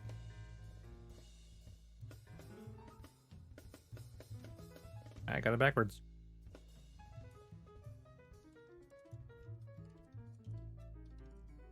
Oh, I muted it when I went to take a drink, but then unmuted it, thinking I hadn't muted it. I stupid.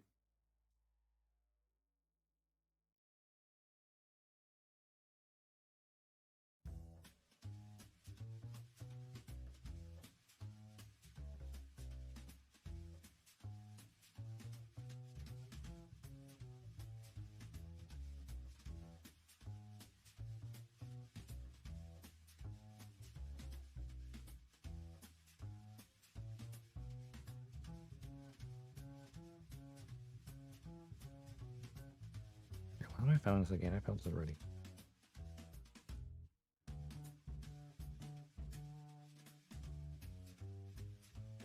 I got my parts mixed up. Okay, let's go down this side. There you go. There's a lower arm. Now for the upper bicep. So it's gonna come flex. I've been seeing some new images of like the RX-78 Real Grid 2.0. I think I'm liking it more every time I see it. Like when I first saw it, I was like, oh, it's alright. But the more I see it, I'm like, you know what? I really like it. So I think I'll definitely pick one up at some point.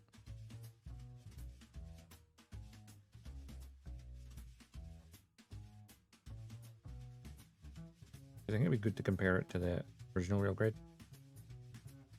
They're built not that long ago, well, a couple years.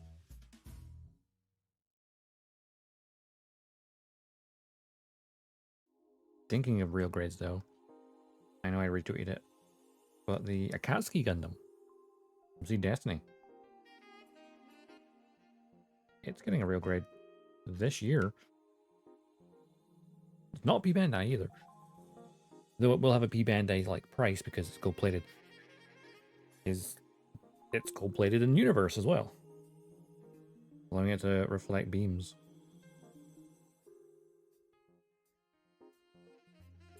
There's something a little bit the Akatsuki Gundam, right?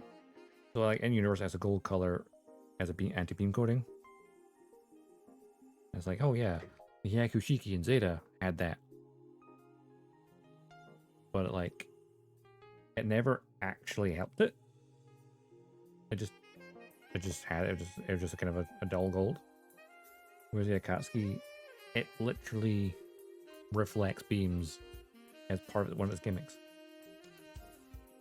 And I was like, yeah, they actually took that idea of the Yakushiki and like, you know what? Let's make it actually work. Downside is it doesn't have phase shift armor. So, you know, blunt force trauma and physical weapons are very effective against it. But in a world where beam weapons have become the norm, having an anti-beam armor, what effect? Or you can always just do what the Destiny did and like aim for the joints. Because yeah, the joints aren't coated in gold. Your beam boomerang and lop an arm off.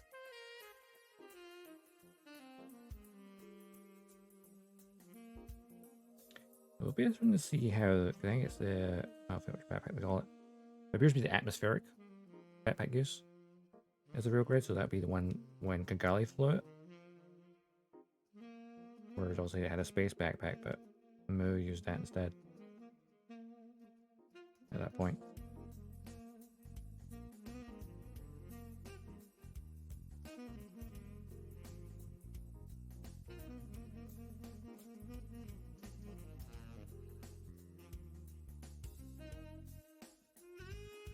I wonder if they'll also then do a second version with base backpack for Mulaflaka.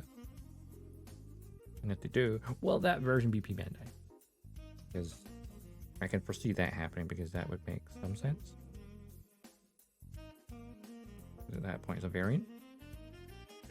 But then the high grades both exist as standard ones, so I don't know. As long as the parts are on the runner for the backpack are all on a separate runner, and you don't have duplicate parts, then you should be fine. But if it has leftover parts from that previous iteration, then it'll be PB and I for sure. But people are wondering though, because technically speaking, the Akatsuki is a variant of the Strike. So will it use the Strike's inner frame? Because, well, the L Strike does exist as a real grade, and old at this point, it has an older frame. People are wondering, does it use that old frame or does it use a new frame? And if it uses a new frame, then that's a good sign of potentially a Strike 2.0.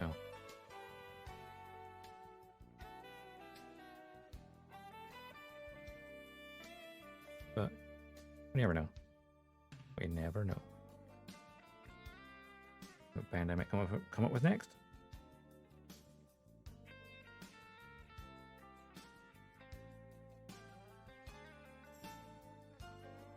Time will tell.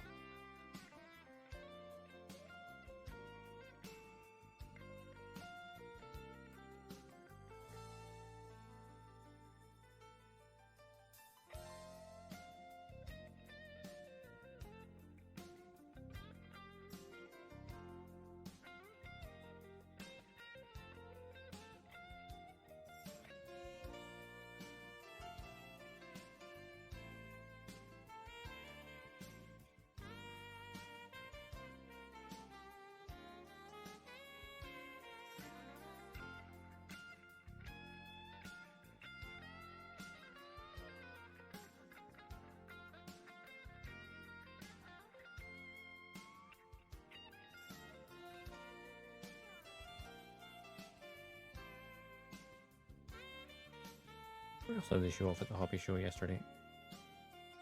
Or rather, I suppose technically probably on Tuesday, but I was like, oh, I should probably watch yesterday. I don't know. But we saw it on Twitter yesterday.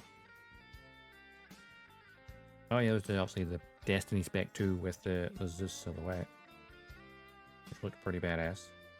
And a regular release. Not P Bandai.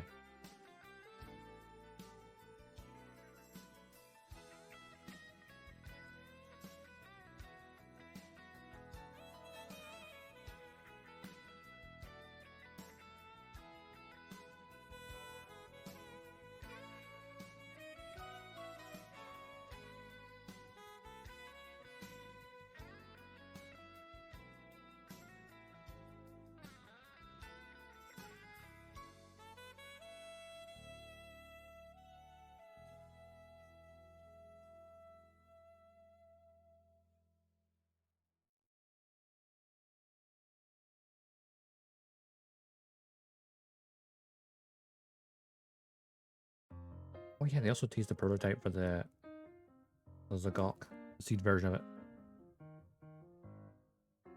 And it has an interesting detail on the feet that people have noticed. And if you're familiar with the Seed Freedom movie, you'll know why the detail on the feet is important. Something may be hiding inside of it. An interesting thought. That might just be an extra detail there as a nod to it. I don't doubt they'd have it. You know, Russian doll style on a high grade. Well, you never know. You never know.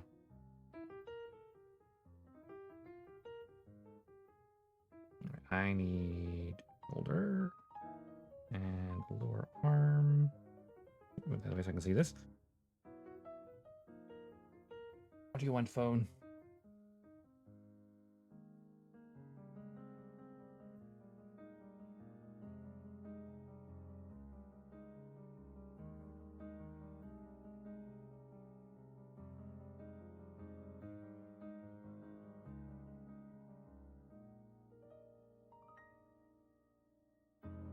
It's reminded, yes, your package delivered. Yeah, I know, I picked it up.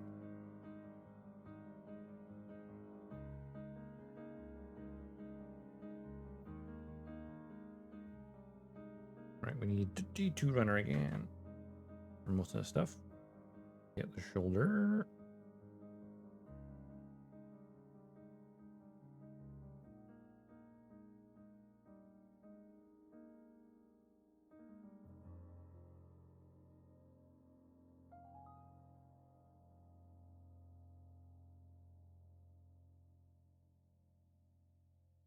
And number 19.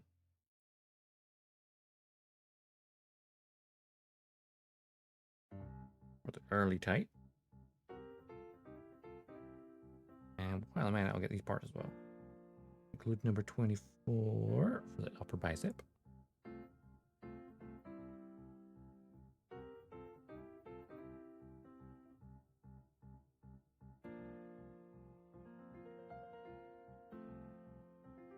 And the 18 for the early type. So the early type, oh, I see. So on the early type, it only has one of these wrist-mounted guns. On the late type, it has two, or at least it has that without the bit inside it. Okay. The 18 is the early type.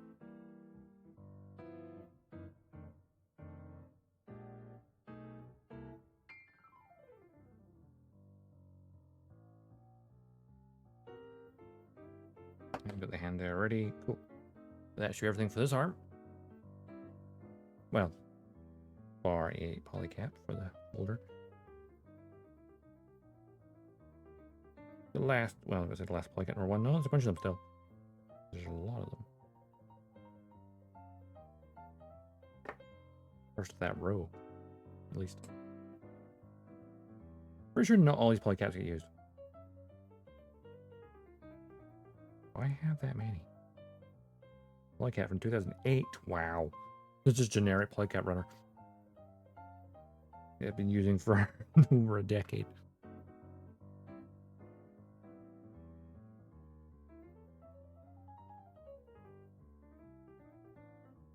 Hell.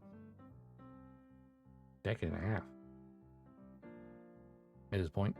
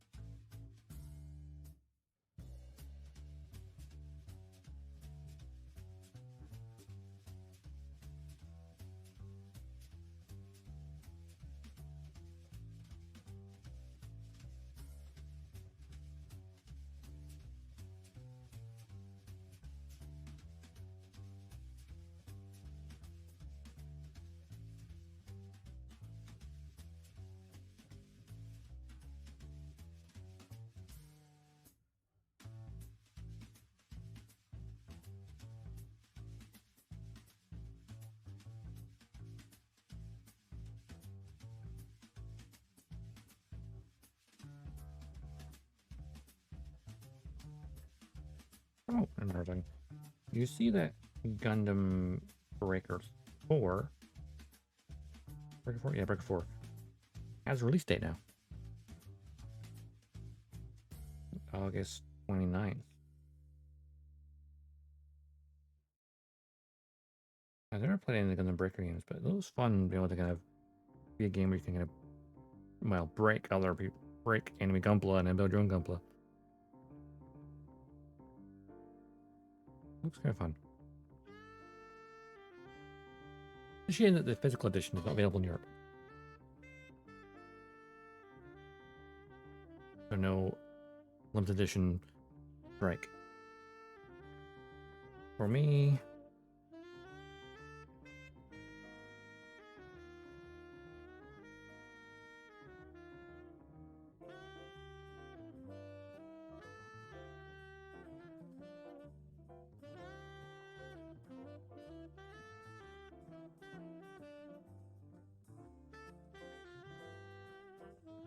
there's no physical edition in Europe yet anyway at all.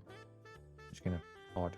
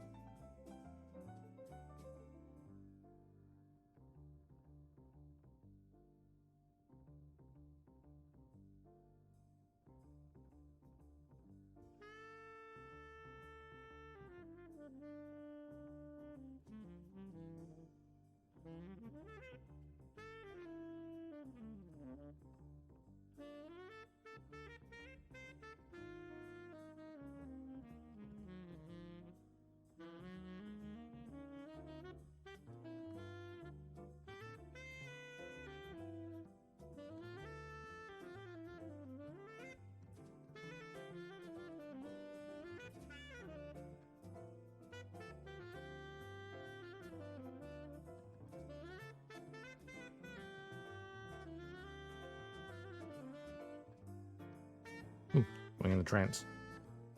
Build trance.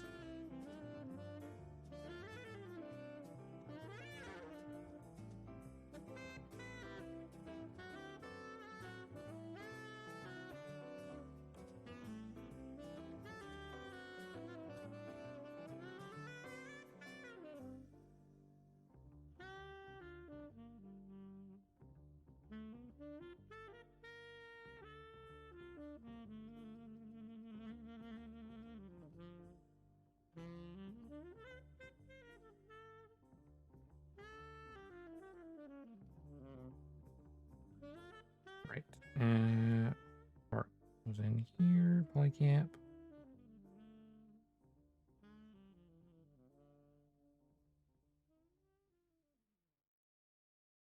This part goes onto there. And then we close it all over. Slide that in there. And yeah.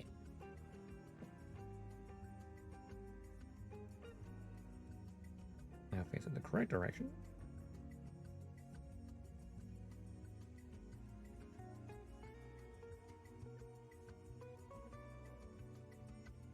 Posture and hydrate. Okay. Bam! Ice cream. You have ice cream? You're going to share? Actually, I got ice cream in the freezer. Maybe I'll have that for later. It's certainly starting to get warm enough.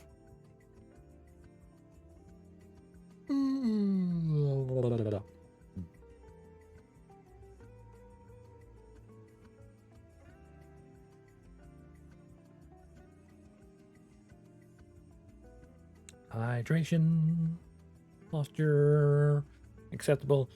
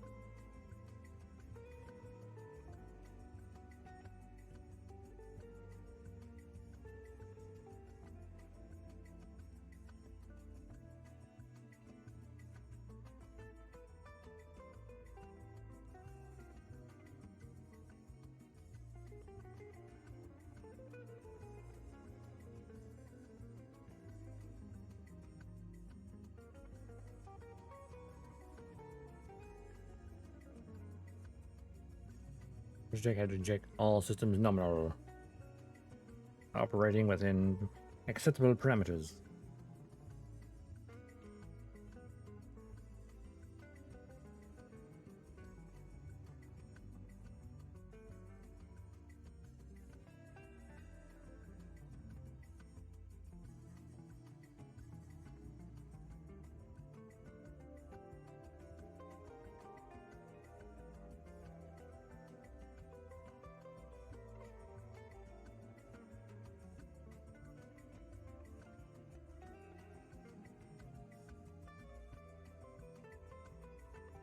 No overheating shutdown.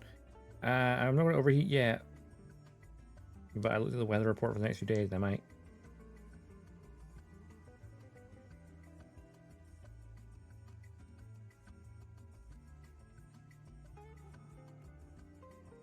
Going to go above 20 degrees. Going to be above 20 Celsius.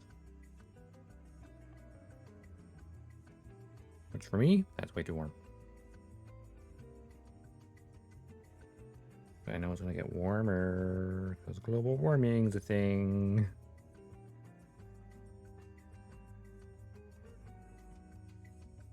The winters get colder and wetter. The summer is hotter.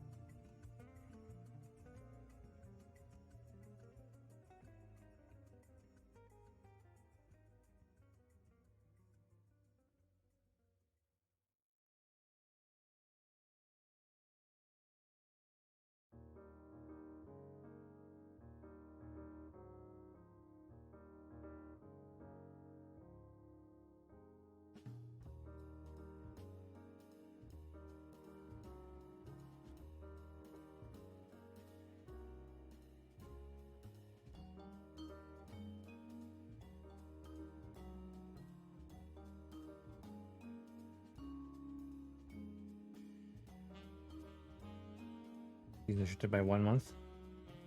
Fun.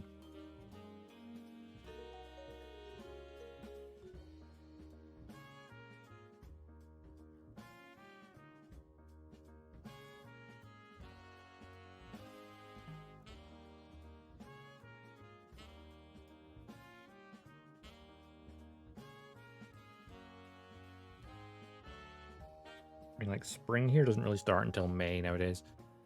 It's like April. Yeah, it can still actually snow in April nowadays.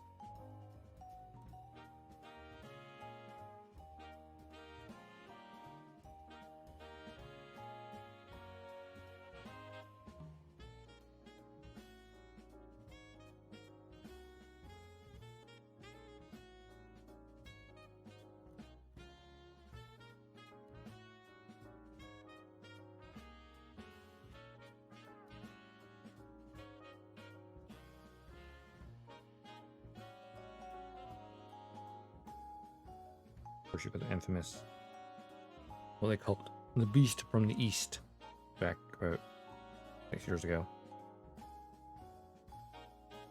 where you got snowstorms so bad in March. In the middle of March, we had a snowstorm, like the worst snowstorm ever, like 6 years ago. Like, March is meant to be spring. Why is it snowing? Rain should start in June now in July. Ooh. Yeah, the planet's a bit messed up.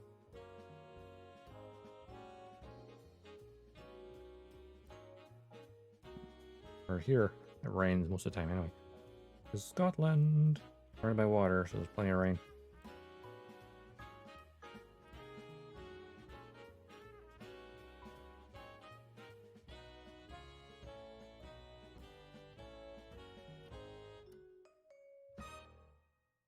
Of course, there's the other problem because, well, it gets to like 20 plus degrees Celsius. It's like, yeah, well, the humidity is always like we're at 90.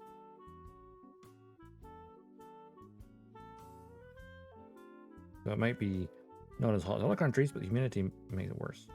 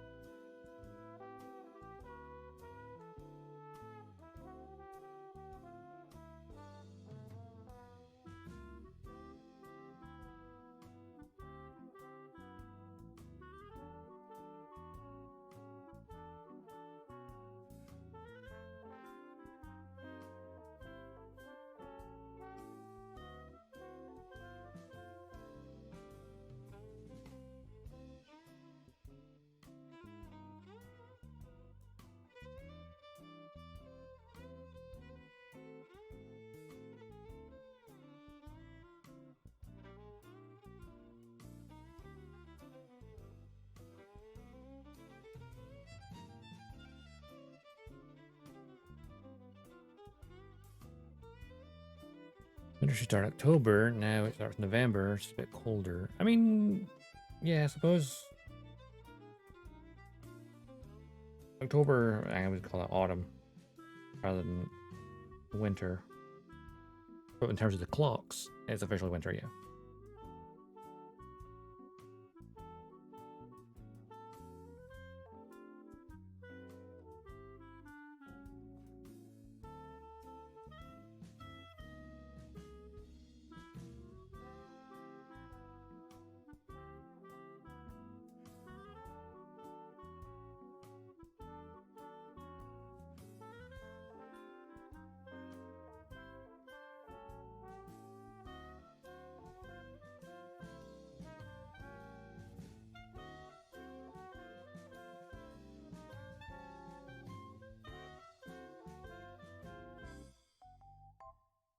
You're freezing out. It's cool. Damn. Yeah. Reporting for duty. Hey, DDK. Thanks for the follow. Welcome to the stream. I have autumn to warm for trees to change color. Ah, okay. It's more of a sudden change. Winter.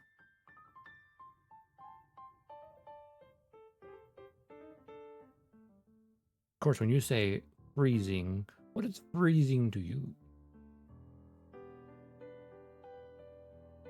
Like, do you get actual negative temperatures?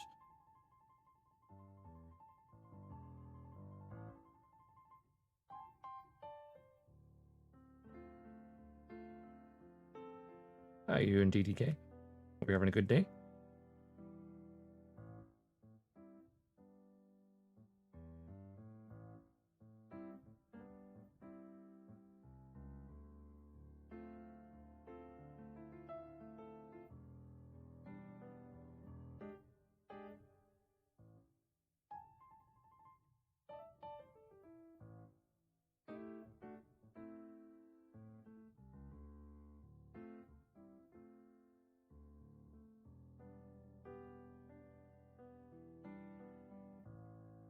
First is cracking. Where's that audible microphone? Really no. Never negative temperatures, but cold enough where wearing a sweater is worth it. Fair enough. Yeah, winter up here, when it gets to negative, ooh, that's, oh god, it's so horrible.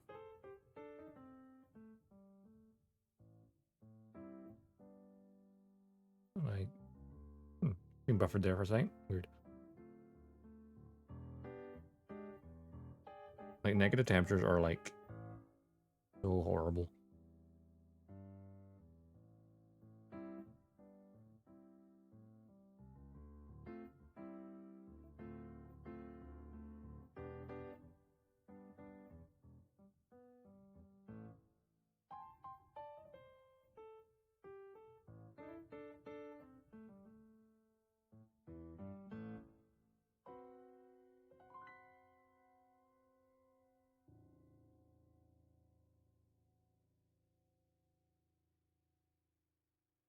When it drops a little below negative for like several days, it's like, no. I mean, there's literally a thing in the UK, like if the temperature drops below a certain, like drops below negative for a couple of days in a row, I think it's below a certain temperature, the government will literally go, you know what, here, have some free free heating for, or at least something towards your heating. For like, you know, poor families. Cold weather payments. At least they used to. I'm not sure they still do.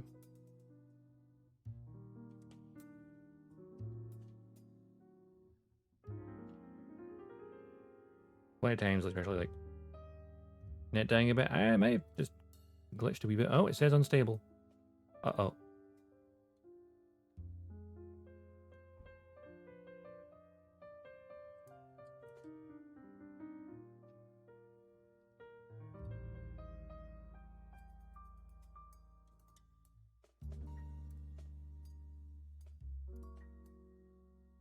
She'll see what happens. It says unstable right now. Poor network connection detected. Bullshit. I have some of the best internet available in this area.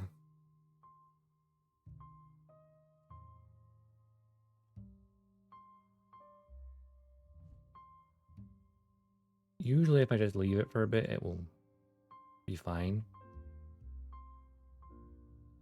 But this is why I record. Like, there's no interruption to the VOD. So like, you're watching the VOD on YouTube, I'm still talking. It's all fine. If you're watching the live on Twitch right now, ooh, it's unstable.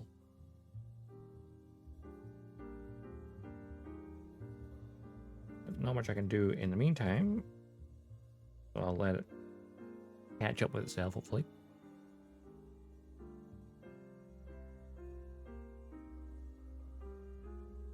It should pass. Emphasis on the word should.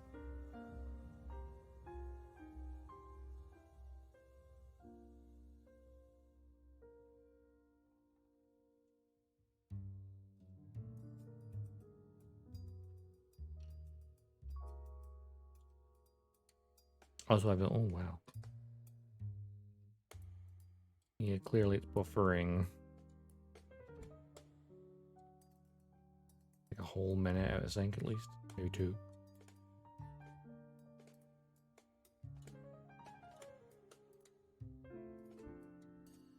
Give it a few minutes, see what happens.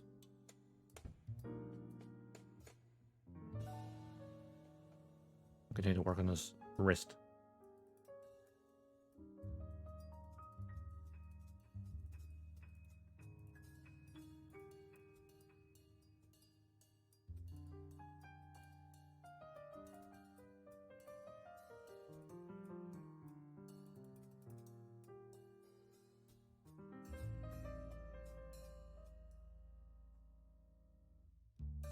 I don't download anything.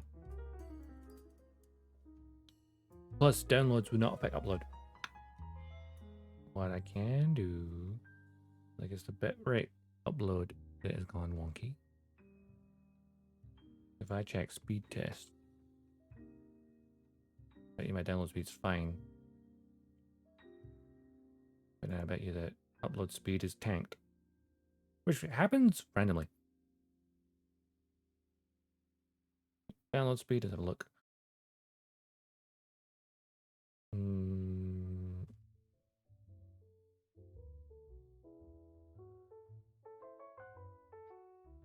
Of course, I'm running the test while still streaming. But download speed is pretty fast. Okay. And the upload speed says it's fine as well, actually. Or maybe it may have just recovered.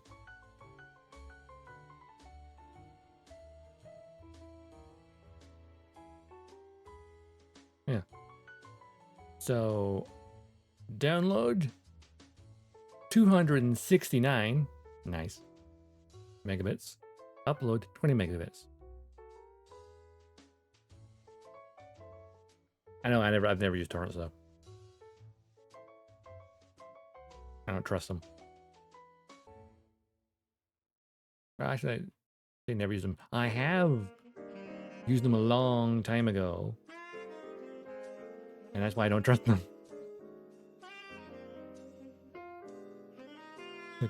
The Hang will say, "Hey, I have this game," and you're like, "Cool, that's a virus."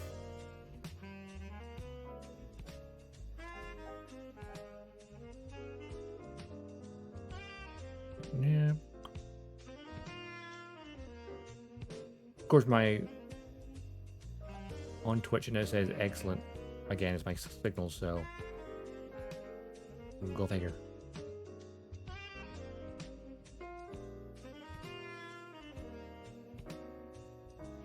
Nothing to say for is I just don't trust it. It was mostly my sister that would download music.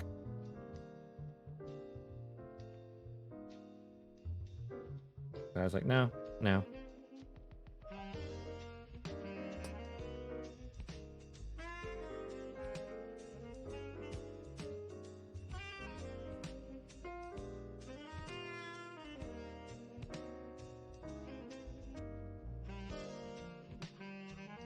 Give me a legitimate site.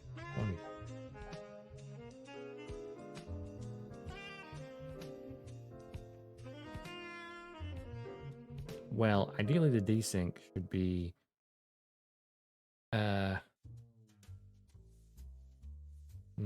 let's see. We'll put it this way.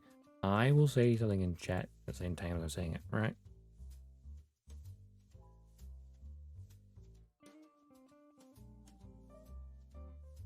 Right, I'm gonna hit enter on my keyboard at the exact same time I say it.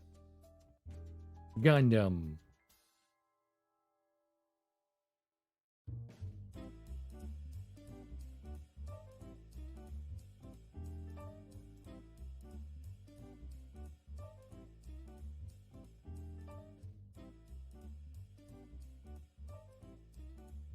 Was that it? Okay, so it's like model. I need to refresh my own preview window then because it's lagging even further behind.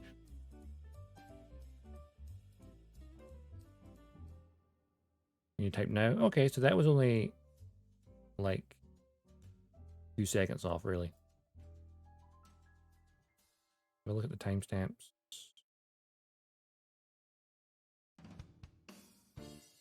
I mean, the timestamp has it in a separate minute, but you definitely did it within a minute. I'm gonna refresh my preview window. There we go. because it was lagging mine as well. The thing is, whenever it does that, yeah, there's definitely going to be like a few seconds delay. Even on low latency mode, it's still going to be like maybe up to 30 seconds, depending where you are in the world.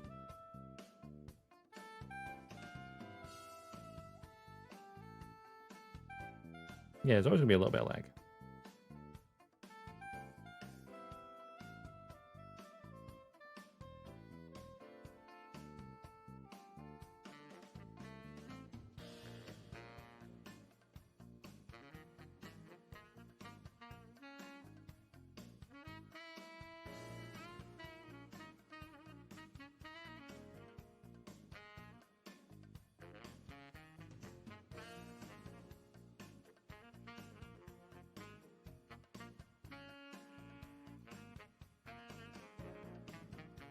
No, you may not. I don't trust torrents at all or condone them. I mean, you're free to use it yourself, but I'll never use them.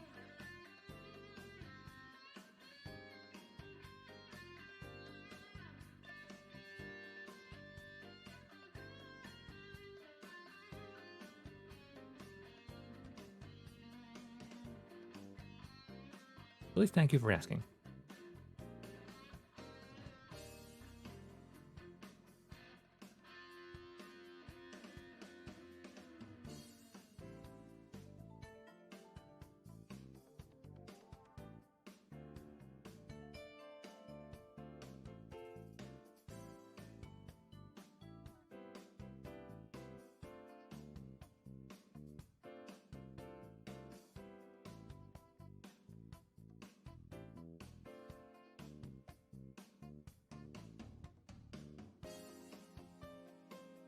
Chat time into lurk?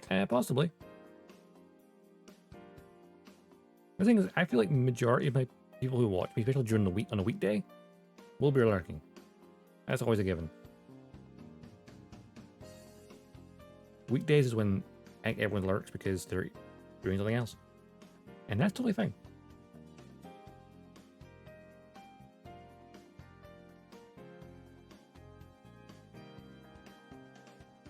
Because during the week, people are probably working on things, and I'm in the background.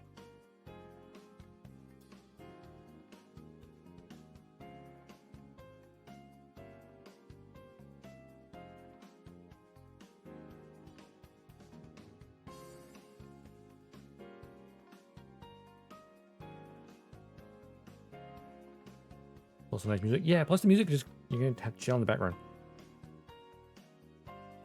Yeah, Pretzel Rocks is actually worth the money, honestly. Small subscription fee. You play pretty much anything on the site.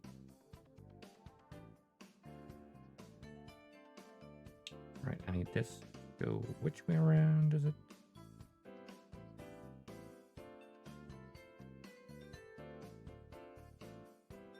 Notches are on the inside.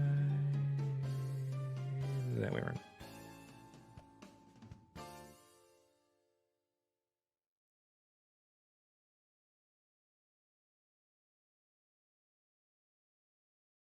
I felt that a little too much. Well.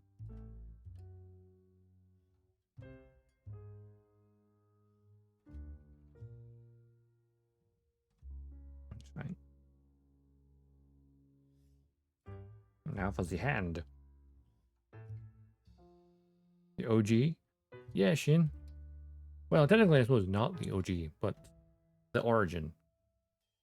Granddaddy.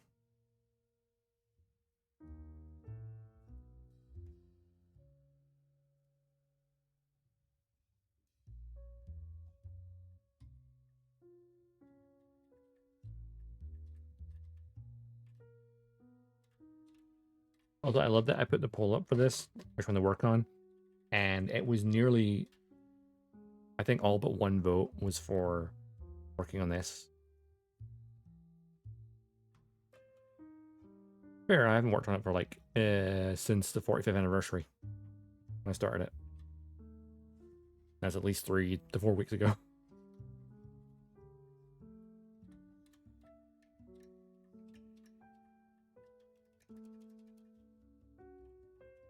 How it goes? Goes good.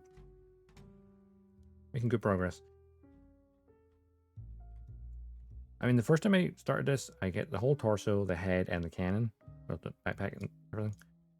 Whereas this stream, I've done this arm, and I almost finished this arm. Oh, Pretzel? Pretzel Rocks.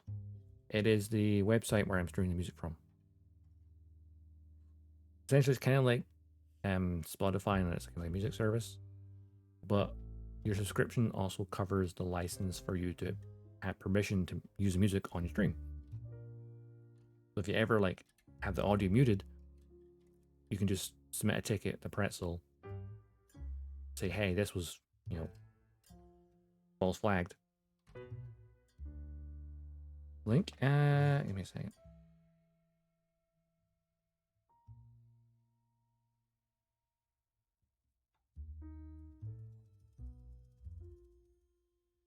Pretzel Rocks, that should be...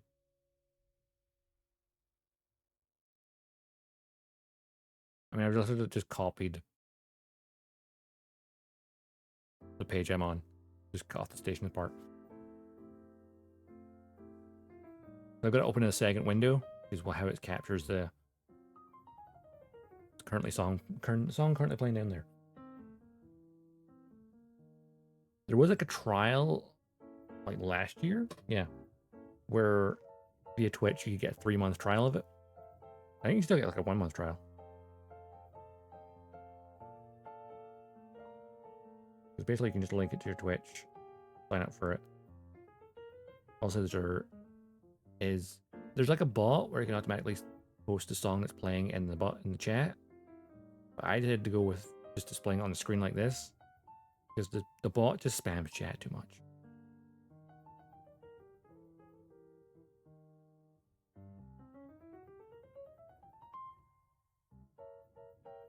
Especially when it's like quiet, and my streams tend to be. It'll be like the chat will just be the bot spamming, and it's like, no. So I just capture the browser, separate window, capture that, and then drop it down to just doing what song's playing.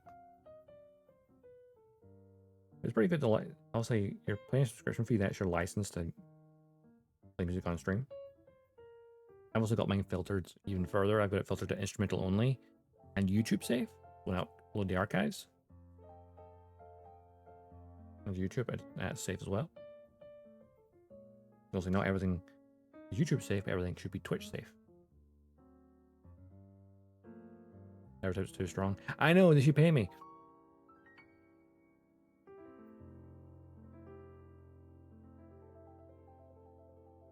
Pay me for sponsor me. I'm shilling it too well.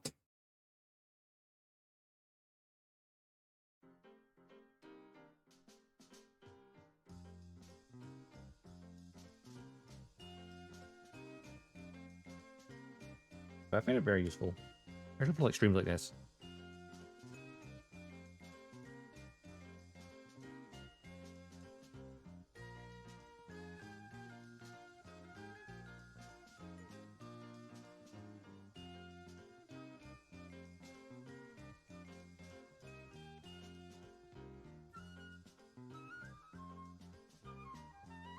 There has been plenty of times where I've had to like send in tickets to say, hey, this particular song got flagged.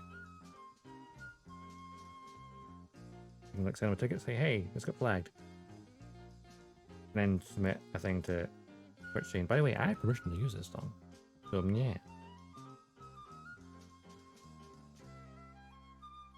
And I guess I'm muted.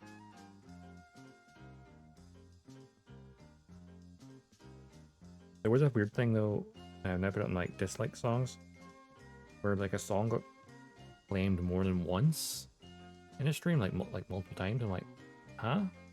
Turned out the song did play multiple times. When I looked it up in Pretzel, it's like the same song. It was the artist had the same song multiple times with a different thumbnail each time. And it's like, That's clearly someone abusing your system. Are they active and helpful? Mostly I've been doing it via an automated system. You know, just submit a ticket. Also, there's probably not many people. So, best thing is like, you send them a ticket, they look at the back end. More just like for the auto thing. So they don't necessarily help you directly. More just making sure that, hey, Twitch, these songs keep getting flagged. Why?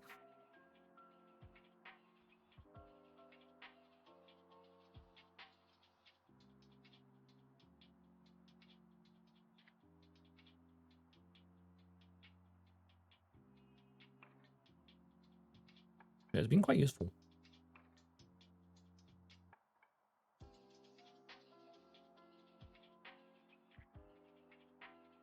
Also, there will always be someone trying to abuse the system. Or like, hey, person to use it. Or that I feel like sometimes the Twitch is auto muting, will mute the song because it's like, oh, this. Also, if you put in the ticket to Twitch, say, hey, I permission to use this, they pretty much just auto unmute it because at that point you've signed a thing saying I have permission, and if it then turns out that you don't, you're just gonna get sued by the person who owns the music. At that point, Twitch can go, my hands are tied. So technically speaking, but then my subscription to Pretzel is my legal agreement that I have permission to use the music. So all the legal stuff's on their end.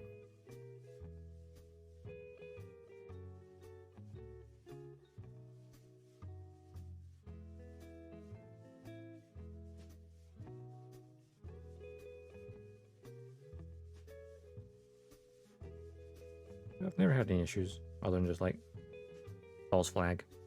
But once it, you've submitted your ticket, as long as I'm muted, be good.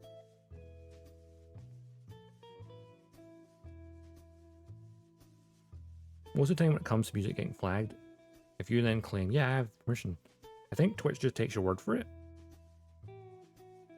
And at that point, you're then vulnerable to DMCA if you lied about it.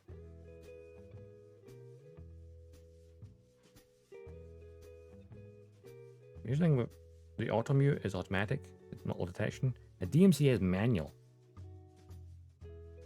If you ever get a DMCA, that's manually being claimed. And at that point, yeah, you screwed up. But just a copyright music detected and auto muted, this is an automatic system. Trying to protect you. Irritating as it is.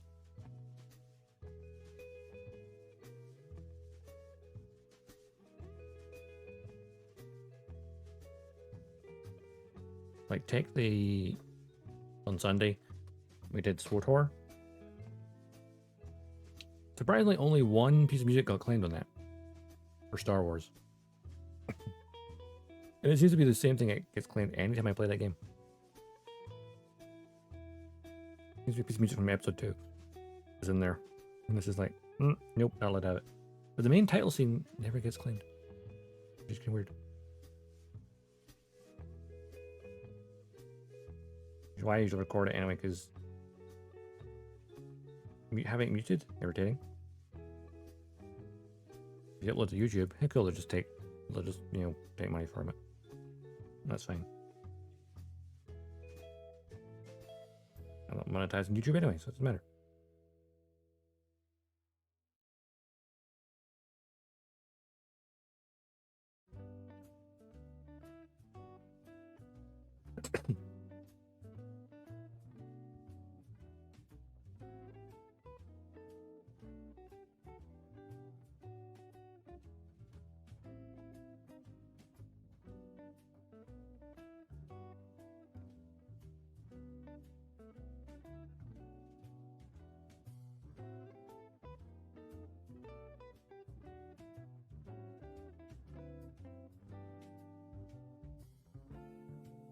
But yeah, Pretzel overall, pretty good. Not perfect, but I mean, when you've got that much music in your system, things fall through cracks.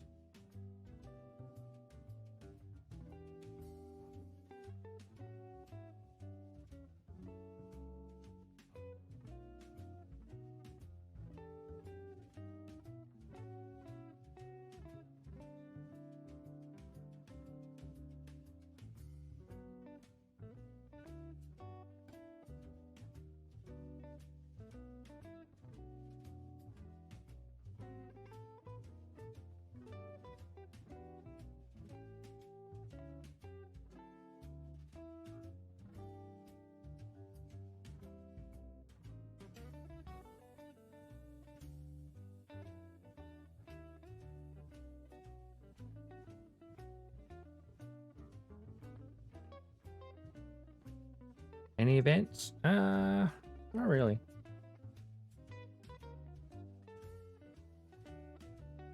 Nice chill couple of days by myself.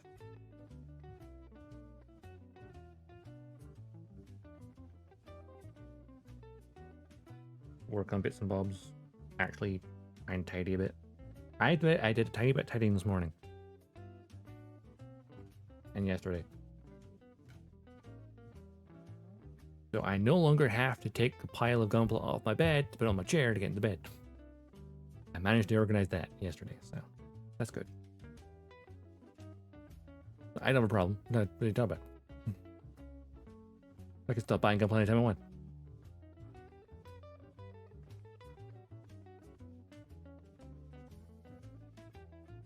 To be fair, that was the stuff I got for my birthday, so that one's valid.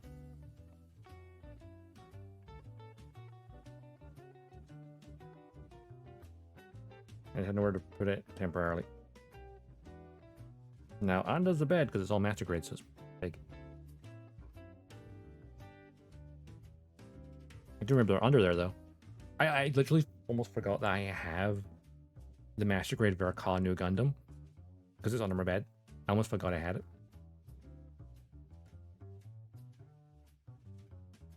I built the real grade like a year ago.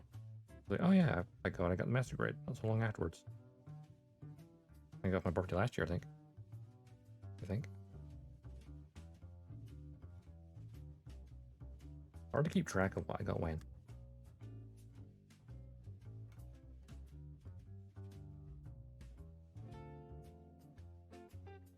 Yeah, tidying and organizing is one of those things that the more time consuming you think about is cool. I can tidy this thing and organize this, but where am I going to put it temporarily?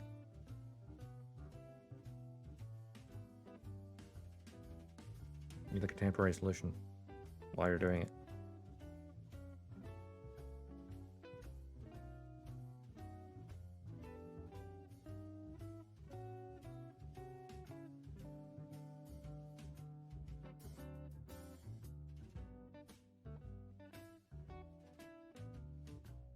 And there we have other arm. Oh, I almost forgot the stickers on the elbow joint.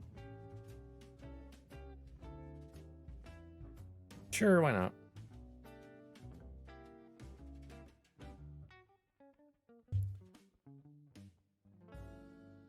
As long as it's nothing naughty.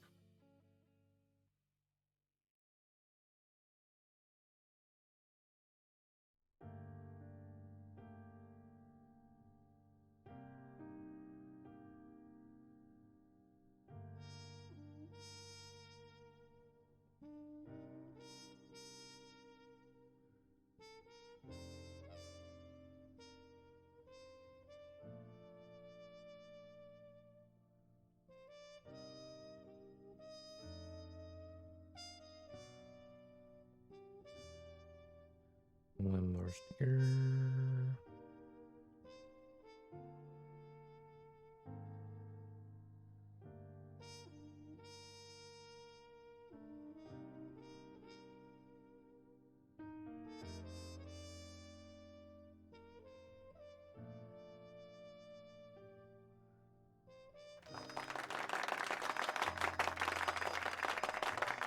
Thank you. Hey, Kev.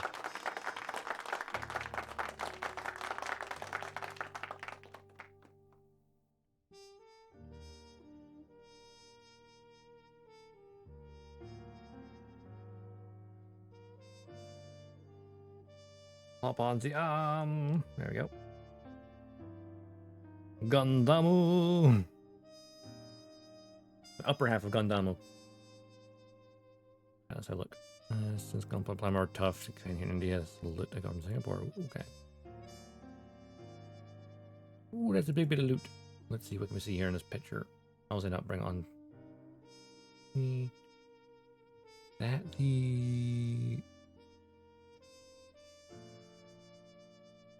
going good. Yeah, I can see a Hello Kitty Gundam at the bottom of your list. I think that's an Origin or Origin Zaku above it, maybe? Or is that Master Grid? Was that the Master Grid Shard Zaku? Oh, the Frame Arms Miku? Yeah, I've got that one as well. Build that. There's an RG red frame I can see in your list. Looks like a master grade Nanju. Master grade Strike Freedom.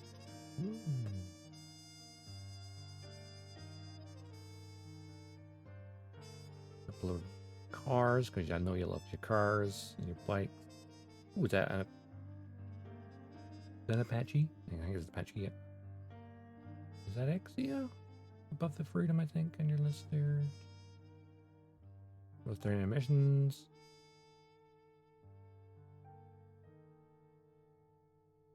Unicorn box looks big enough to be a master grade. I guess it's a master grade. Probably the OVA version, I'm assuming, judging by the size.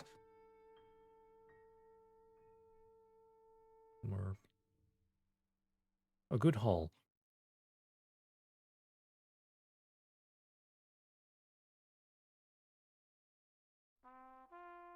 Yeah, Kev, it's going good. I just finished off the arms. Also not paneling anything yet. I've actually been sticking with the stickers for now. I might go back and like thinking things later. For now, we have the upper body, the entire upper body of Gundam. We just need 2 legs. It's the RG Unicorn. Ah, has a bigger box than I thought.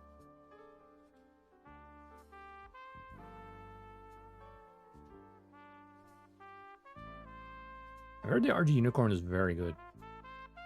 Like, better, probably the best version of Unicorn. Yeah, there's a Zacho Helicate as well. I haven't got either of them, but they're kind of cool.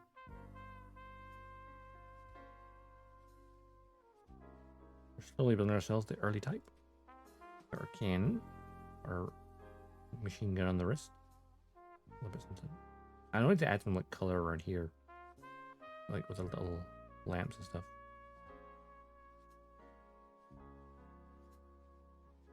What's the color I need to add in later at some point? Oop! I'll pull over. He's drunk. Caesar shop also has the RX-78. Ooh, he has the origin version. Nice. I like how there's multiple versions of this, even this version, because you got the Cookers, the Wan's Island one as well, which is like slightly different color and different marking because it's the one of the movie.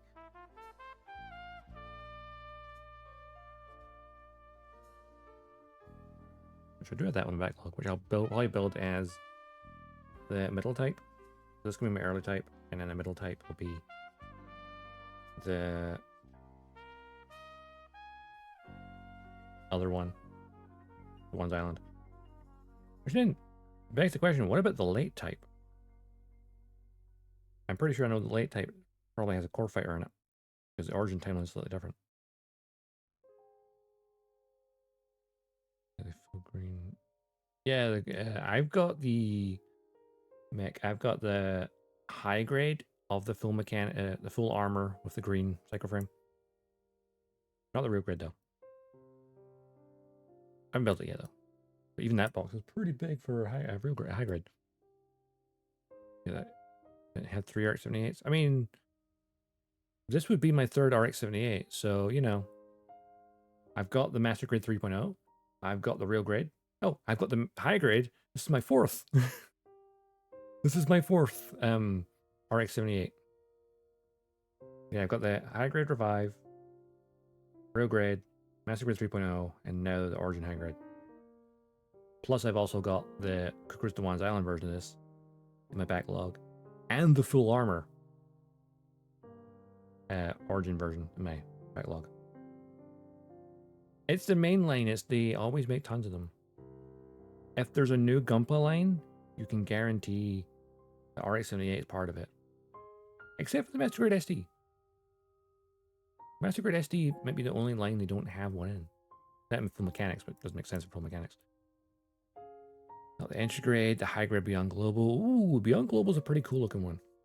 It's a very sleek. I like how like it came out, because in 2020 you had the Origin version, the Beyond Global, and then the G40. So you had 3 different versions of the RX-78, 3 interpretations of it. which was the 45th anniversary of Gunpla that year, so it made sense. In anime lore, yeah, in anime there is the RX-78-02. But this is from the origin, which is an alternate timeline, like an alternate telling of it. This is the RX-78-02. So same mobile suit and technicality, but different timeline version. And then of course most of the other ones are just like slight interpretations of design.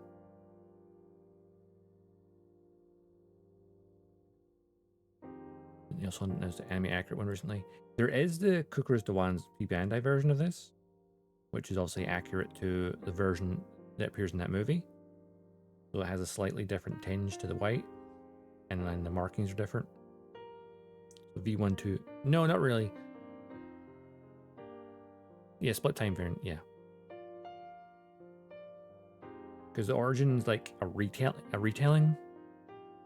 But when it comes to anime, they've only used the origin as like a prequel. You took the part, it's the backstory of Char and Sayla, and did that as like almost a prequel, but haven't adapted the rest of the manga. Because obviously the timeline differs slightly. I suppose the Kukurus Dewan's Island movie's kind of that origin timeline. But many variants. Same goes for like the full armor RX-78 Thunderbolt. Again, it's an RX-78 full armor, but the Thunderbolt, again, is a different timeline.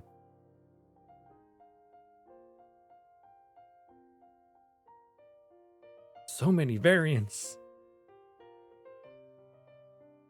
There are 3 splits, right? BC, AUC, and AC? No. There's far more than that. So, the UC is Universal Century. That is the original Gundam, Zeta Gundam, Double Zeta Gundam, Charge Counterattack, Unicorn, Hathaway. They're for the main line ones. Of course, you also have F91, Victory, 8th MS Team, Stardust Memory, War in the Pocket, Afterglow of Xeon. Oh, wait, no. The Universal Century is the main timeline, basically. Origin and Thunderbolt are like offshoots of it. And then you have, of course, alternate universes completely. So not timelines, but just universes. Yeah, spin-off variants, kind of, yeah.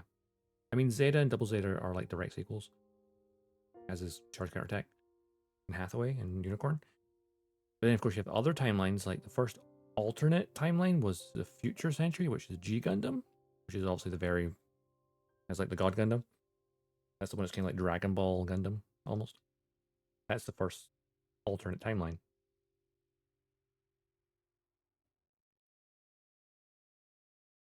Or rather, alternate universe. Everybody say that. And of course, Wing, alternate universe. Seed, alternate universe. 00, alternate universe. Annabelle Dolphins, G-Witch.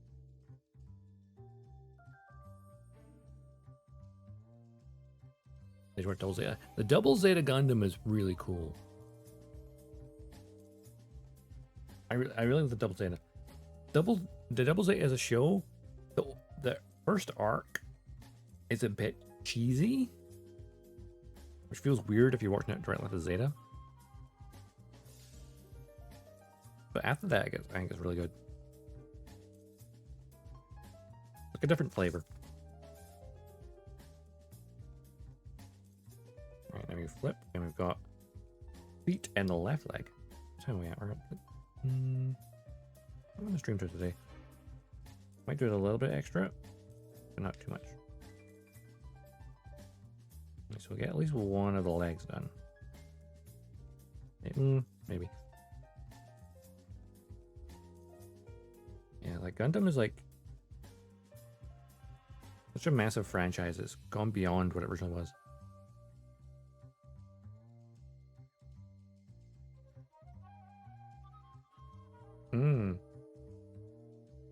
Button Double Zeta. Oh, is that the one? Is that when Peru, El Peru Arcubile. You know, right on top of the Zeta Gundam. Entering the atmosphere.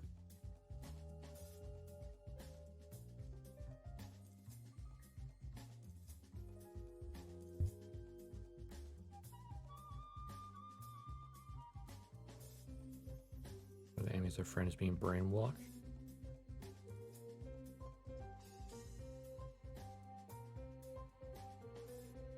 I'm trying to remember. The brainwashing thing is like very used a lot. I think about it.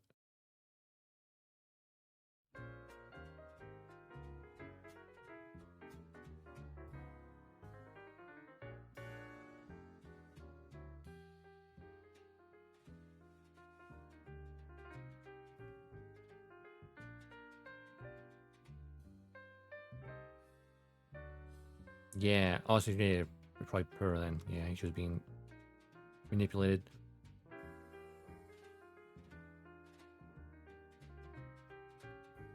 Any episode of Gundam that's near Earth orbit, that you risk getting caught in the gravity, that's always an interesting one. Because, like, who's gonna fall? You know, the main protagonist we find, but it's like, who might fall in the atmosphere and burn up? You never know. I need the A runner, B runner, D runners.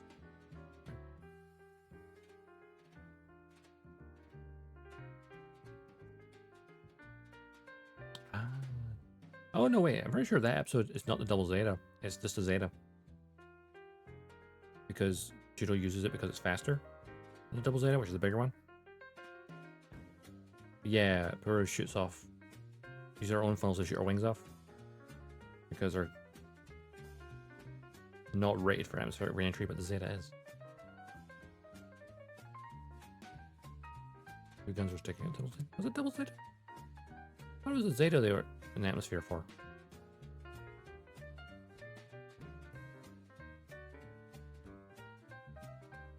Pretty sure that, yeah, I'm pretty sure I remember it being the Zeta. Because Judo had a habit of swapping between the two. Yeah, it was the Cubule's wings sticking out.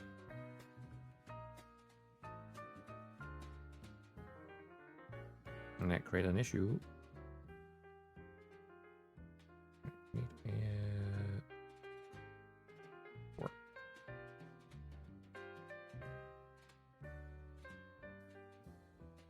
Was it double Zeta? I know it's the double Zeta gun show, but I'm pretty sure that scene was the Zeta Gundam.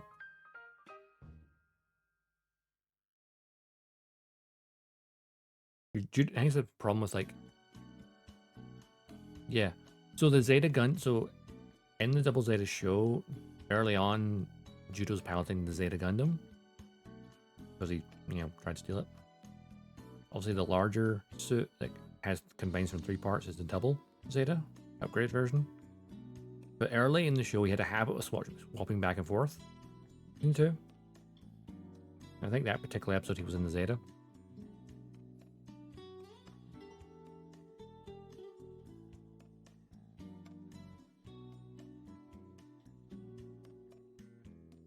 I think he decided, oh, this is faster. It'll be better in low Earth orbit. Animax is shame not there anymore. Yeah, it's the same kind with the UK. Like, we used to have Anime Central as a TV channel, which is where I watched Gundam Seed, Cowboy Bebop, Ghost in the Shell, Built Metal Alchemist, the first season of Bleach. That channel didn't even last a year. Sadly. They overextended themselves a bit. And didn't advertise themselves very well. Let's see. What is this? That's the... Which runner is this? Hang on, that's the B1 runner. The B2 runner? Okay, I need that.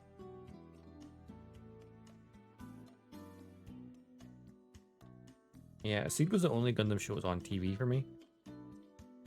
I suppose anime, Toonami, I guess, did technically have Wing, but I never watched Wing. I was like young enough that it didn't click for me yet. But Siege was the perfect time.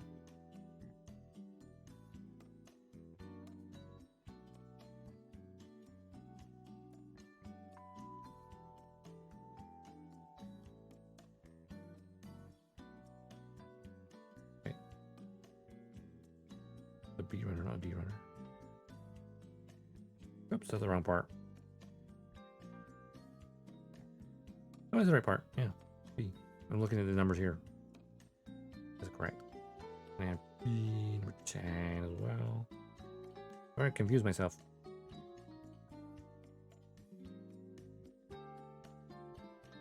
Just a shock for my alchemist. Yeah.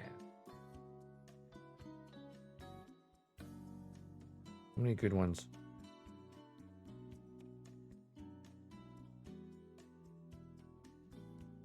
I feel like when you first get into anime, those first few you watch are like the ones that kind of shape your taste, I think. You watch the whole Fullmetal Alchemist Brotherhood. I did. So I watched obviously the original Fullmetal Alchemist when it was on television. But then FMA Brotherhood I watched on Netflix when it was available there years later.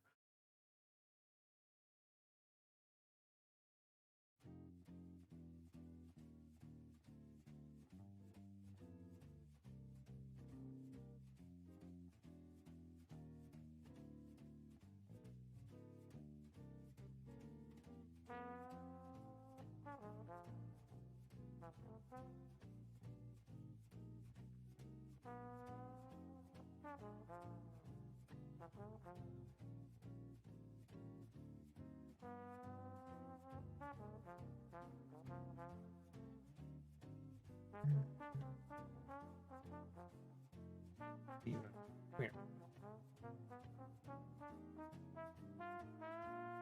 Mm-hmm. It was something.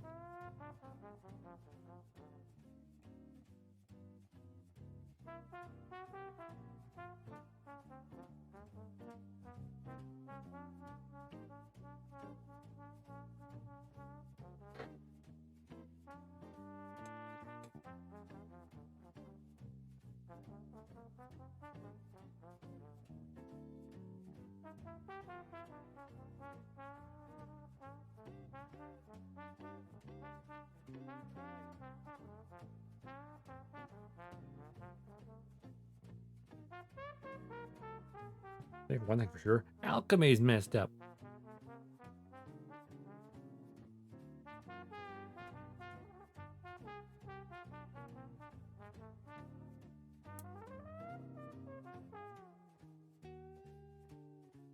You know, there's a simple way to know if an anime was peak or not. Did it cause you everlasting emotional trauma? Yeah? Cool. It's peak.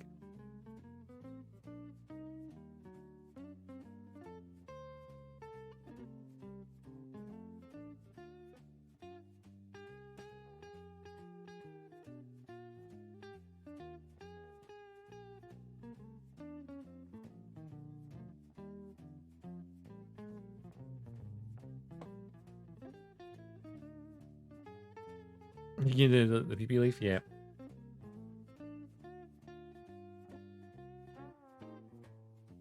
The PP leaf with the tweezers.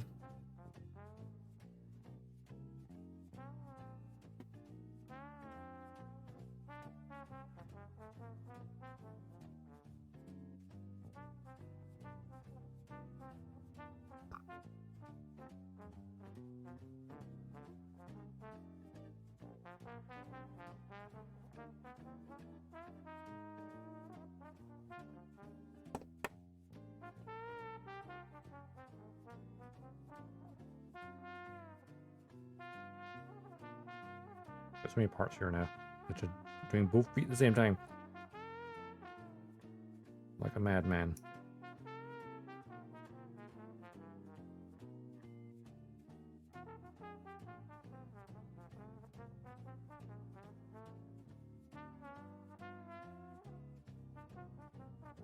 Oh no. I think I worry where you're going with that.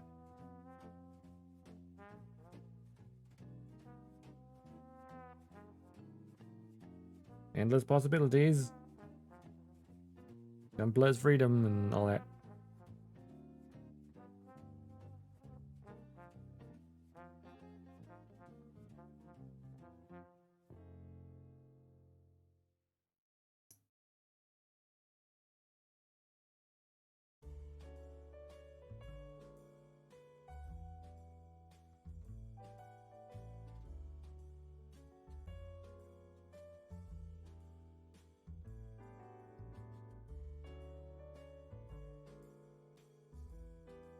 Artillery cannon. Fire the cannon! Boom.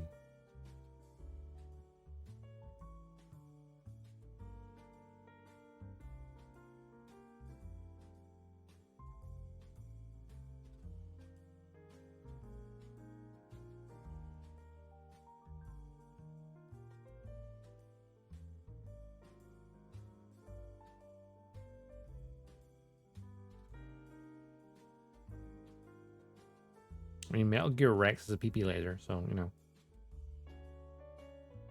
Not unheard of.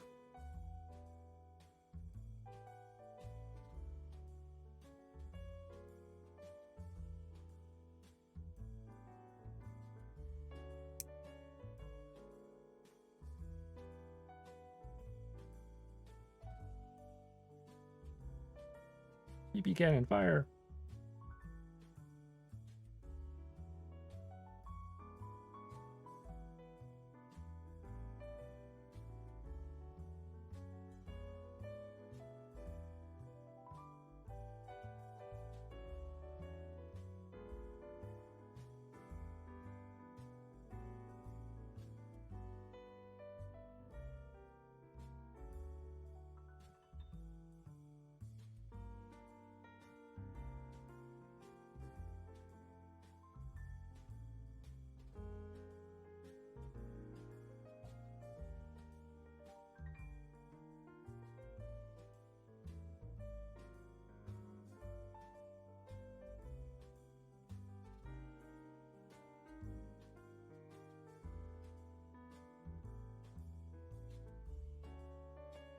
Oh no.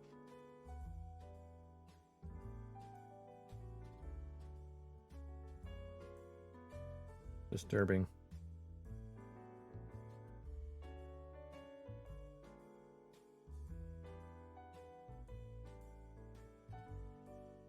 Yeah, I mean, you give players creative freedom, they're going to make a PP.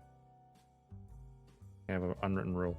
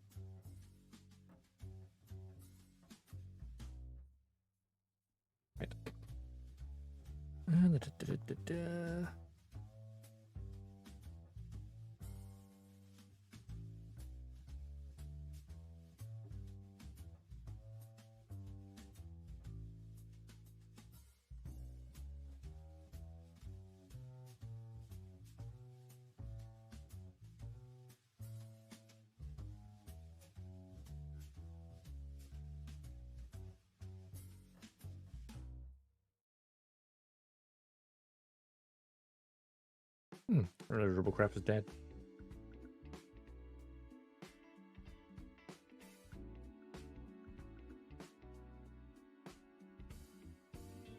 I think is eventually games like get to the point where like devs are kind of either run out of steam or players have eventually moved on. It happens, unfortunately.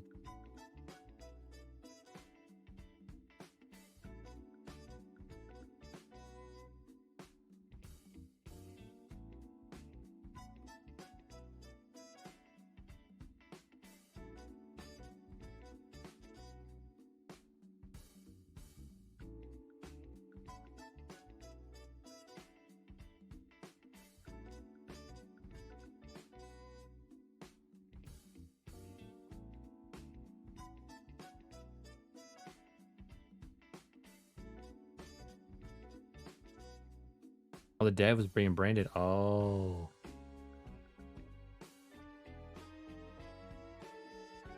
Oh, they balanced the fun a bit. Right, I misread that, yeah.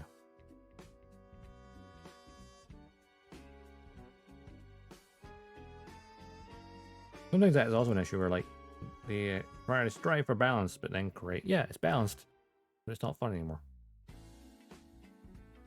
I know I saw a tweet earlier of Helldivers. The CEO was like, yeah, you know what? I agree. We kind of maybe overbalanced it. Took some of the fun out of it. So, like, they're going to maybe revert some changes.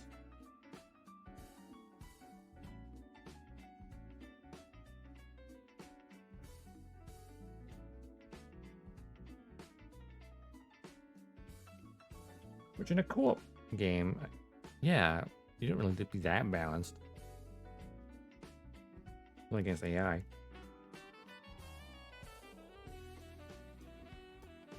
Now, a PvP game, I get it. You want to have balance.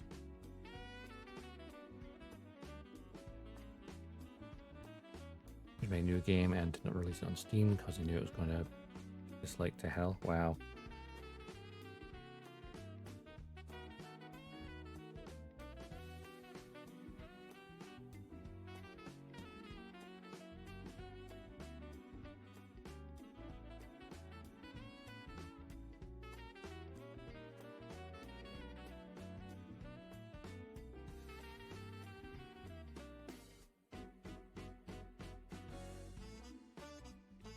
Did they release it on Epic instead?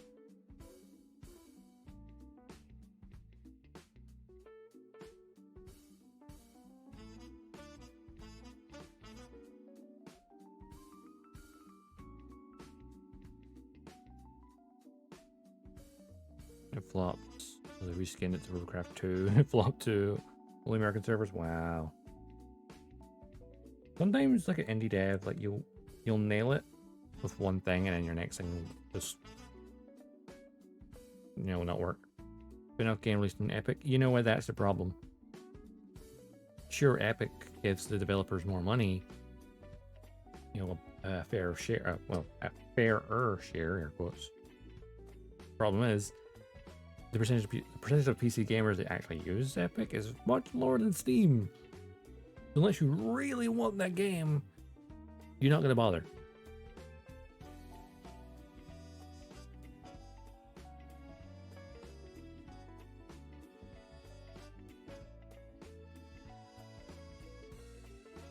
Like any game that releases on Epic instead of Steam and only on Epic, they really shoot themselves in the foot. Yeah, sure, you get a bit fair share of money, but most of your audience don't want to use Epic because they don't give a shit.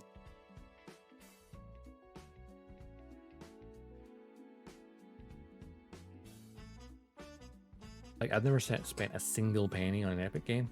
I just grab the free stuff. It's a game launcher for free games.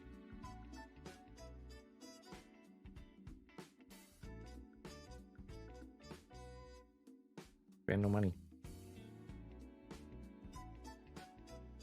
Epic fail.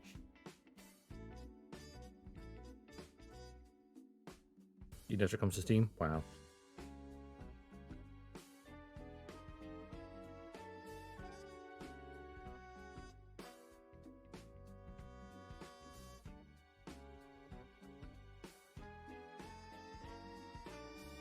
I tend to hear people say, oh, the game finally released. Once it came to Steam, never realized it was already in Epic. Yeah, that's the thing. Because most people are using Steam because Steam over a long period of time became synonymous with PC gaming. It's like, yeah, this is the launcher for PC games. So like trying to have an Epic Game Store, it's like, yeah, you're trying to launch a new game console, essentially. Even though it's a lot cheaper.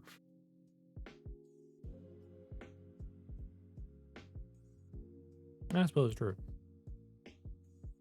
But I just grab the free stuff, and even then, I don't even launch the thing anymore, so I don't even know what's free right now. I just don't bother with that at all.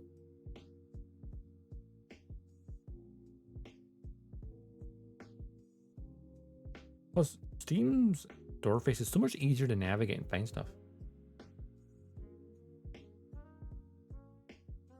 Well, especially like hidden gems and things. You go searching, you can find things a lot easier.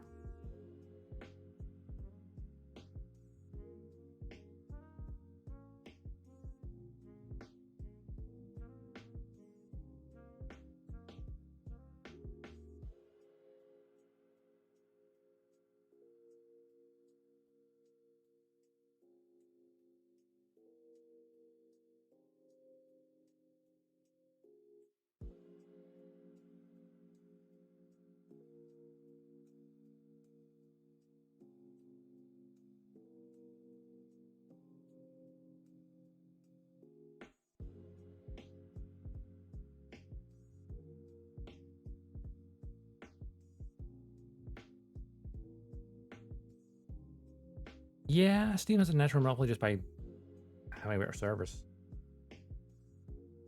Yeah, like Epic Games, if their storefront, which is like, I don't know, because right now it's just a storefront. That's it. There's nothing. There's no. It's soulless, I guess. Where Steam feels like it has a soul in a weird way of putting it. Like it has character.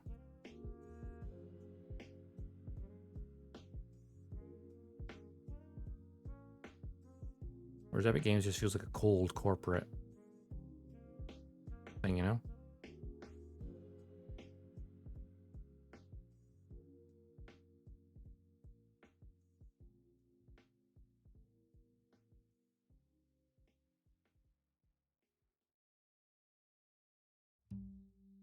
You get things like the Steam Next Fest and stuff, like things that kind of like celebrate things. Whereas like I don't look at Epic and go, woo! Like whenever the Steam sales come, everyone gets excited. More games to add to your backlog you're never gonna play. But when it comes to like Epic Games, it's like, ooh, what's free?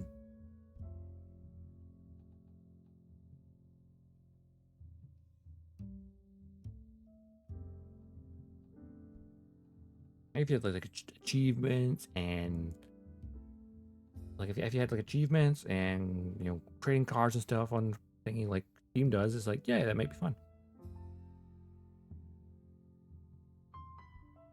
He was a Larry Crypto Nerd. Oh, even the Epic one? Hmm.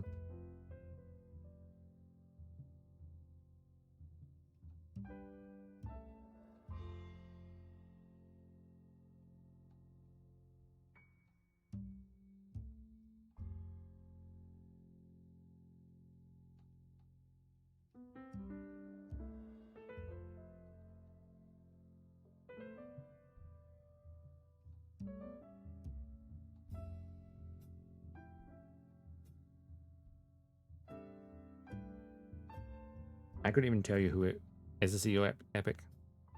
Honestly, I have no clue.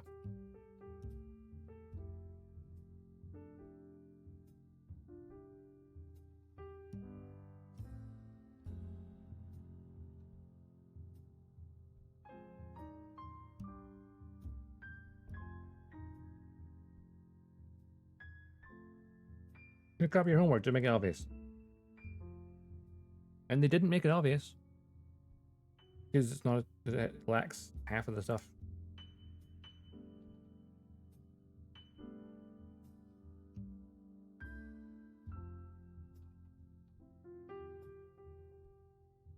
Hell, EA Origin is a better storefront than Epic Games.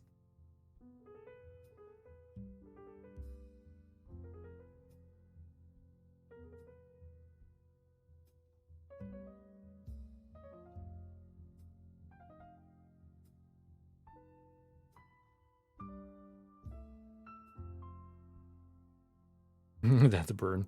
Yep. No worries, Mecha. See you later.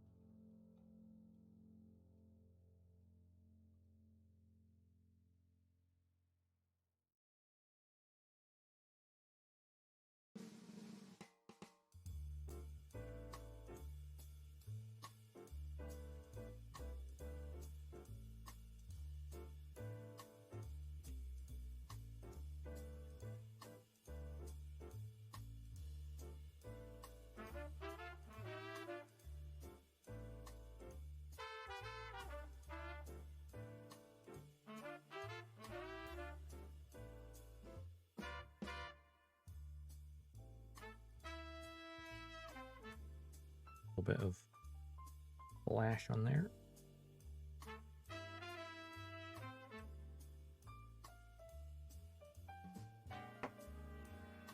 Let's go in that way.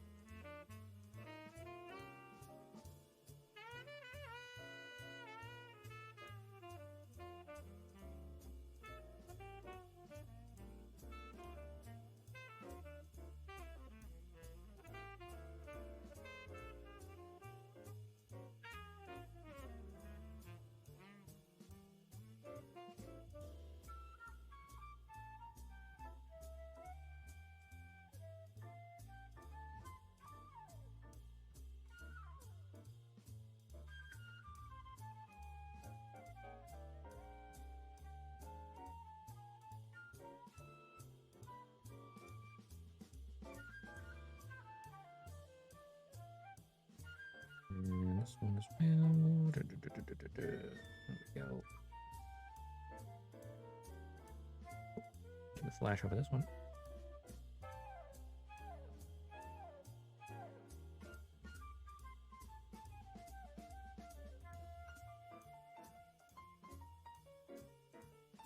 I think with polycaps. I'll get like a little bit of excess mold flash. Get these parts. Right. Right, these. Okay, so those plug into the top of this. Okay. And these the parts are last, that's fine.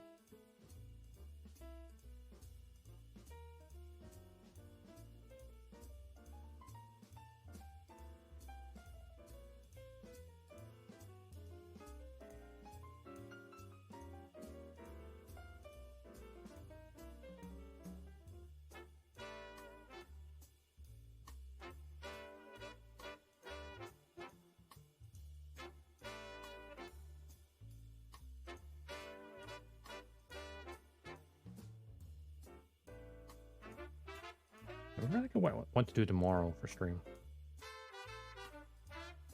Like, do I want to do a day stream or an evening stream?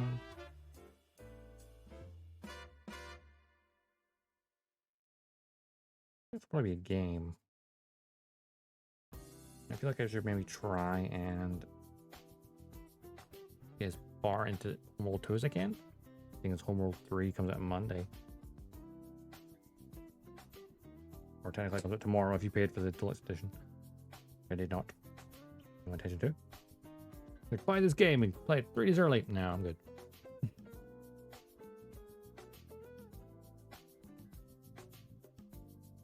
Don't worry, I'm not going to suffer from FOMO.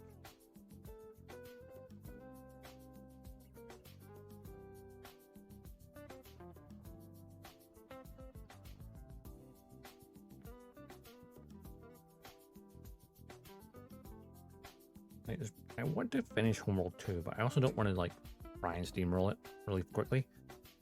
So even though Homeworld 3 is just about to come out, I might still just take my time with Homeworld 2 and then just play 3 whenever I finish it.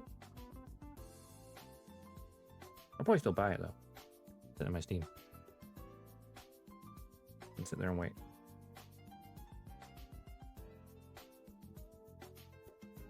Also, I know next week I'm gonna delve back into Starfield because there's a major update next week which improves the maps among other little quality of life stuff.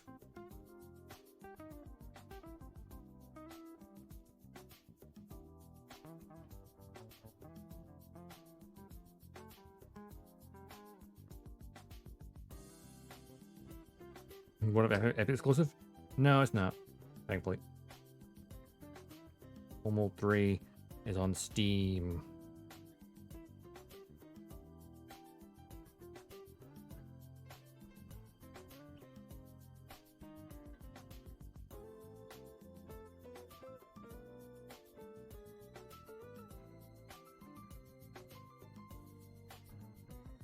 thankfully.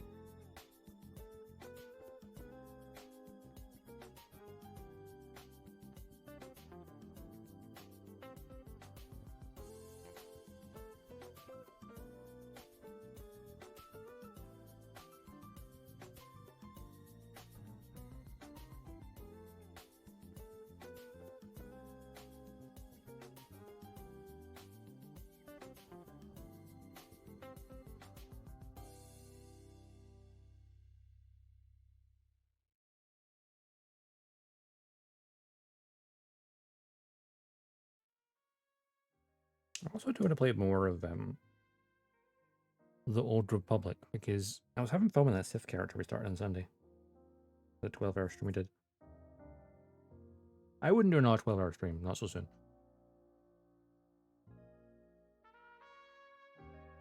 But, you know, you can knock out one planet in a stream easily enough.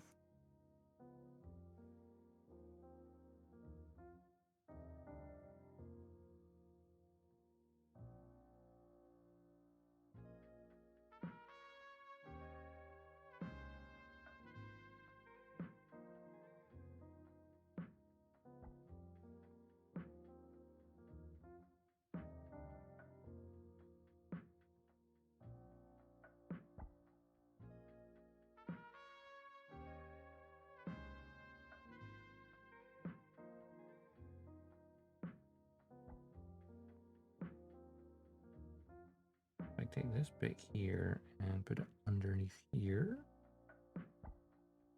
There's a little toe bit facing forward. Alright. Wait, does it want me to attach the toe first? I don't know, I'll put it there. Now, and get this other part. We'll clean up all the parts and then just assemble the feet together.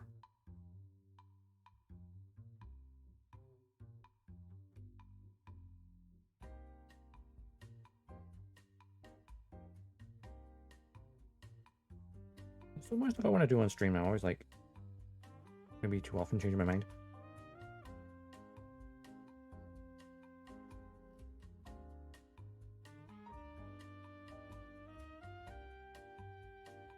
Like right now, we've got obviously the Origin Gundam, Rex, Metal Gear Rex, and Starfighter, all work in progress builds. But then I've got, oh yeah, I've got all Freedom, you know, Gundam stuff I want to build. I have all my G-Witch kits.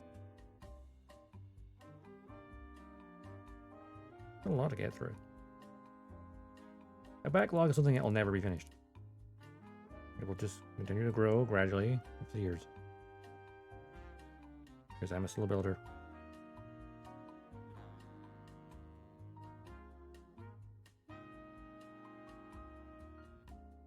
Funny how as a kid, you can blast through games in no time at all. As an adult, you're like, it's take a while.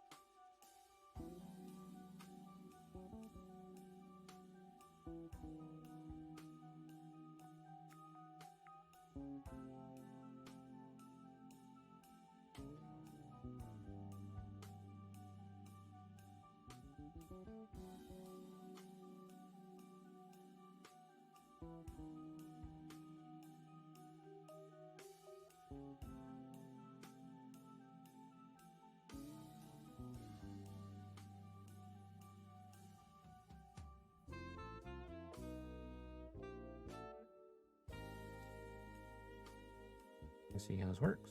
Okay, and then this onto the base of the foot, like so. Toe can go on afterwards. Sure. Yeah, just lay afterwards. Let's go.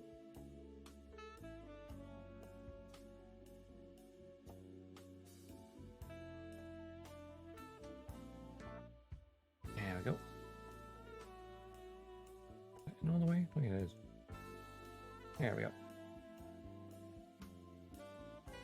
Does not look like it's in all the way. Look at it.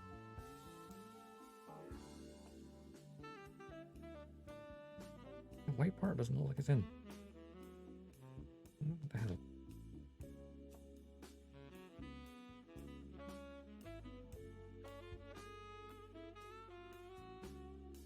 There we go.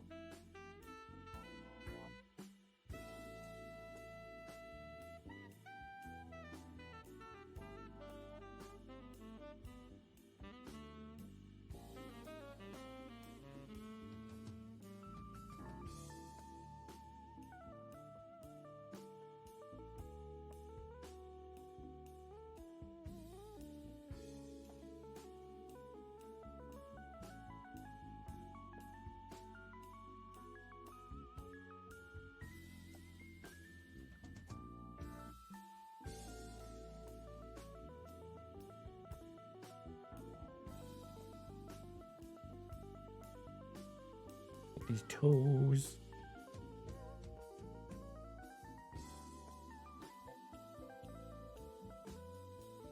This one sounds nice.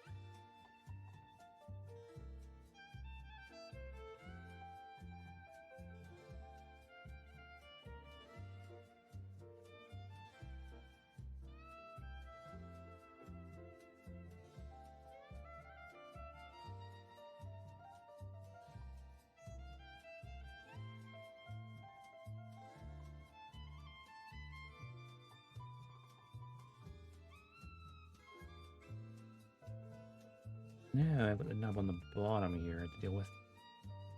It's kind of irritating. Why would they put a gate there of all places? Just put a gate here, here, and maybe even here.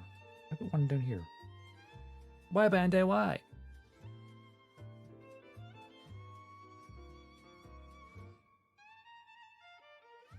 Yeah, if I was Bandai, I would have put it here, like here, here, and on the top. I put it there, there, and on the bottom, and like the other way around, the gate would have worked much better. I guess they probably needed to pour some liquid into this side. For the mold, probably for mold reasons. Still frustrating. It should be a matter of just like filing this part here flat.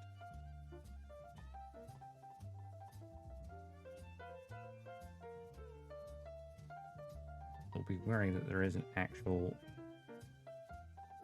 feeling there as well.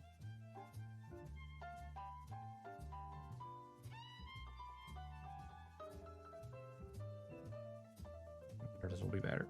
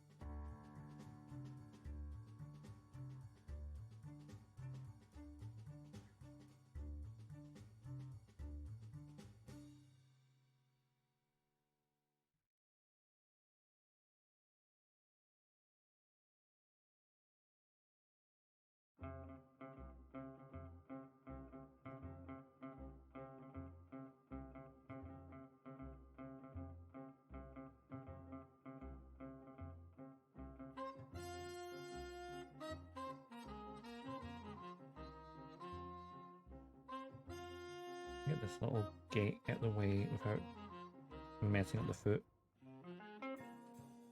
Tricky.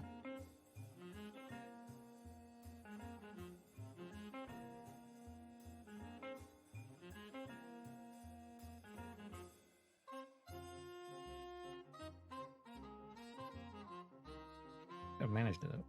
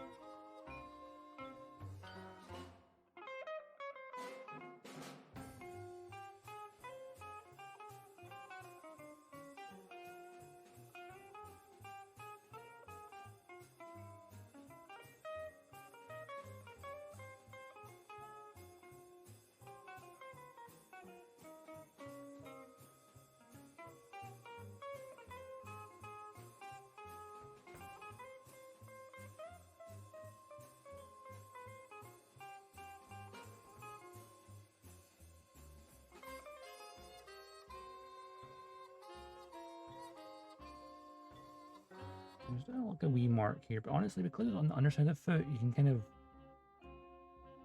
like I could almost like dry brush some silver on there, make it look like it's, you know, wear from just walking around.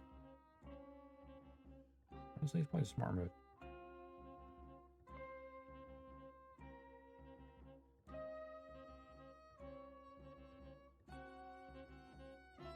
Okay, put that toe on there. Toe bend. I think the other foot as well.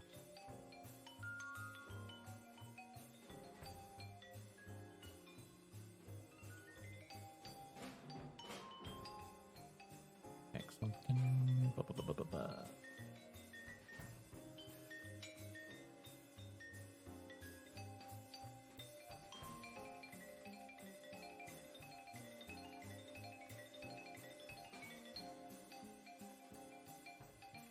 Very chill music.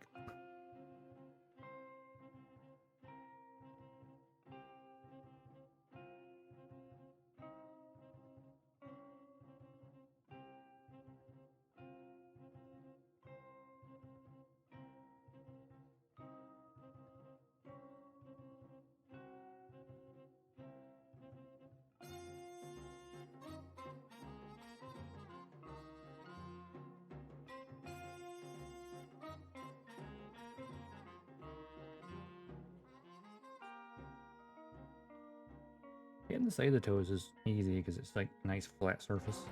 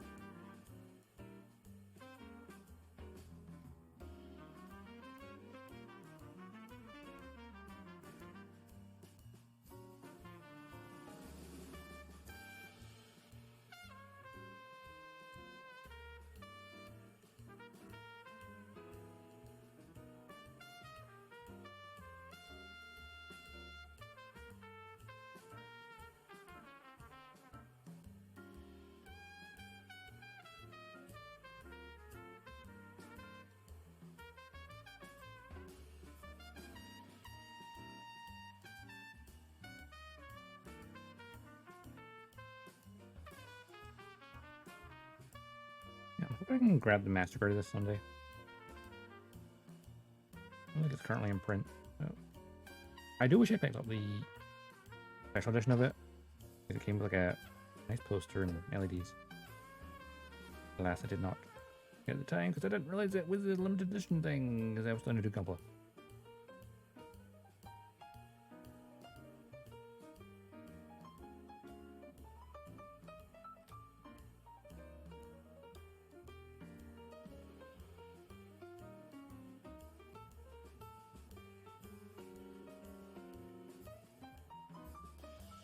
Oh, I almost forgot the underside of the foot.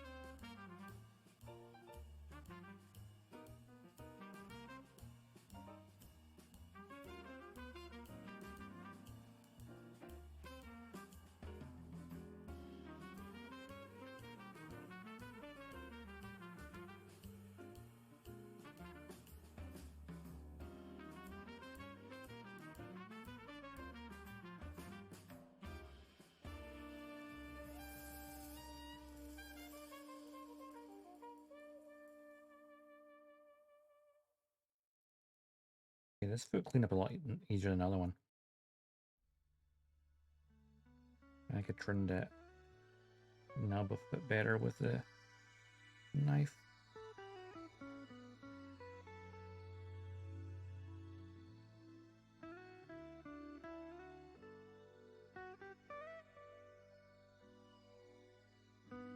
That's a little better.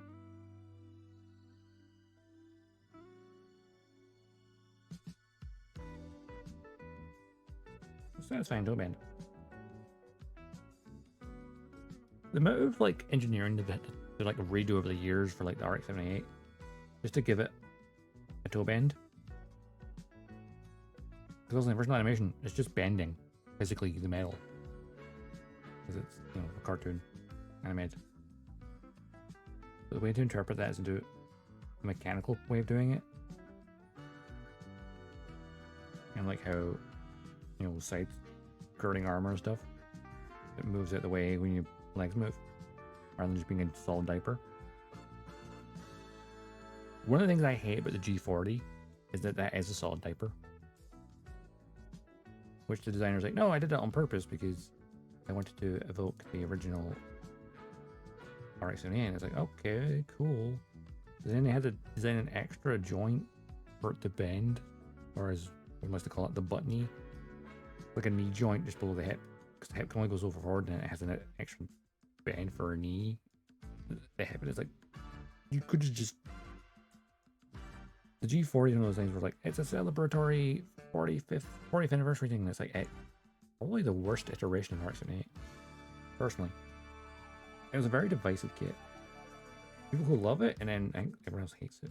There's very few people who are like in the middle. It's you love it or hate it. Which is kind of the same with that new Requiem for Vengeance one as well. It's kind of a love it or hate it scenario, I think.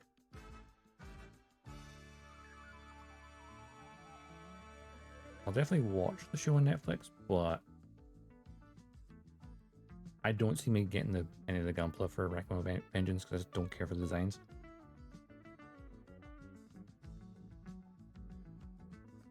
Yeah, but maybe after watching it, I will.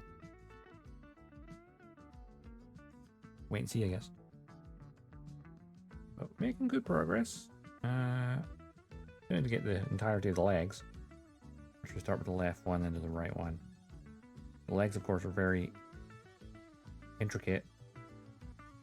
Like, there's a lot of moving parts. Interleading parts for the knee. Look at this part here. This is just the knee joint. This is a triple knee because it has the opening mechanic with the knee guard moves. Like, there's your upper knee, lower knee, and then the actual knee cover. And a high grade is impressive.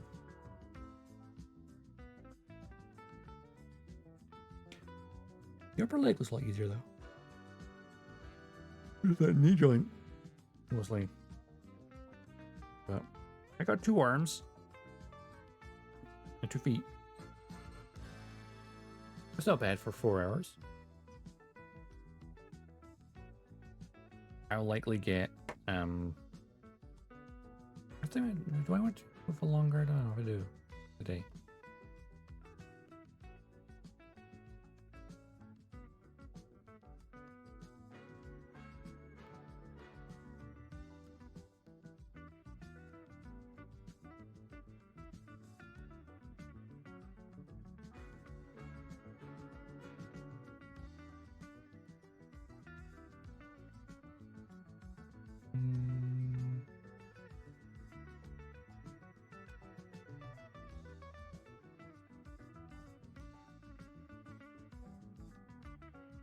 We look something.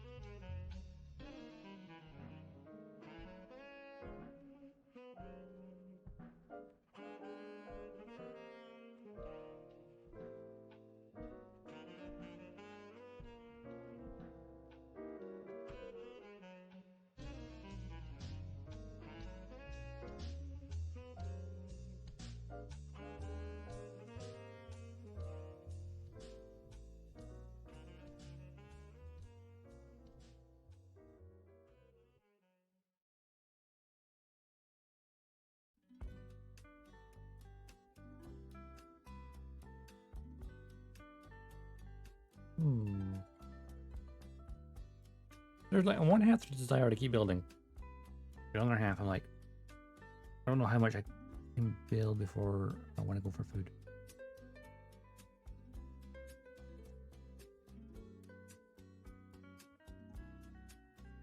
I'm just realizing, is there a mold line on there? On the arm? I can't tell if that's a mold line or actual panel line. Hopefully it's a panel line. I'll have to take it apart and then a mold line.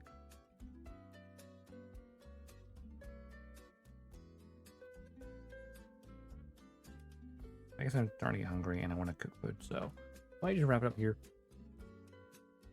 A little bit earlier than I normally would, but that was roughly what I normally do, like 4 hours. I usually do like 4 to 6, depending on what I'm doing.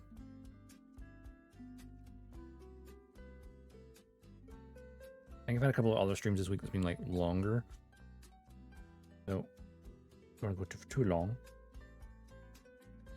But yeah, I can wrap it up here today. And tomorrow,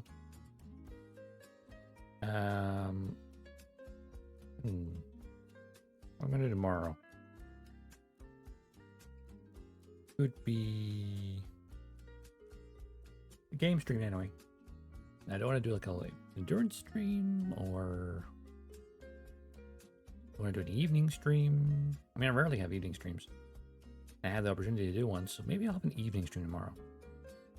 I think I might do it tomorrow. Yeah, tomorrow might be an evening stream, and then Saturday I might do an all build stream. Maybe. We'll do some homework tomorrow night. I don't know. Or tomorrow during the day. I don't know. I don't know. Oh, actually, no, wait.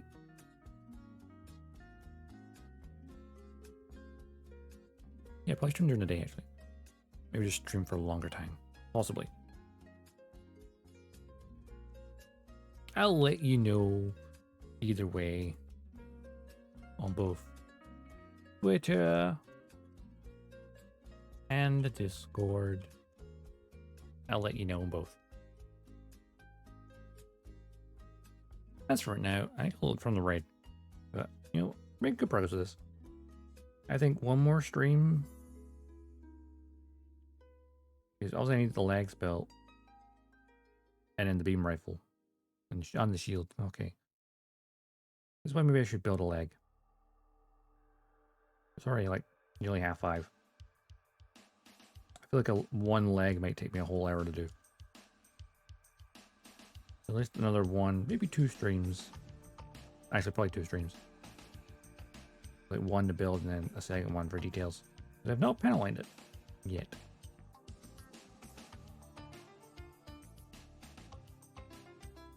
I need to do that. Also, I might redo that little fee there in the crotch because it's off center and looking like shit. Of course, all the decals because it's an origin version. Where are they? There. All those lovely decals, stickers. Fun with those.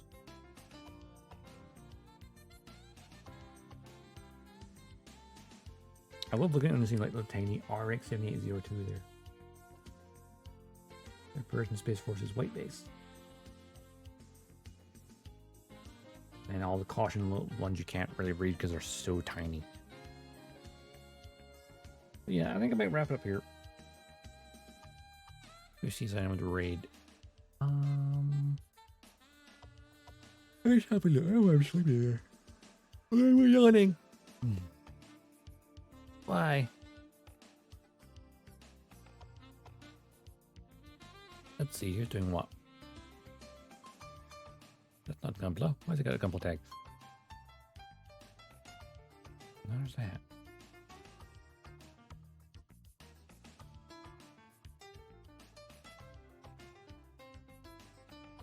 At least if you're going to use the Gunpla tag, make sure it's at least a model kit.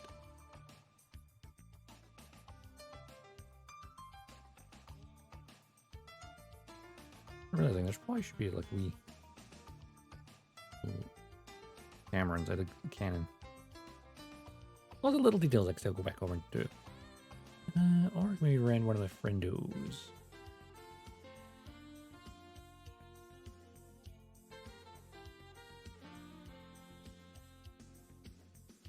Granddaddy button playing Fallout 4, or someone I'm not familiar with who's building the Master Grade Blitz Gundam.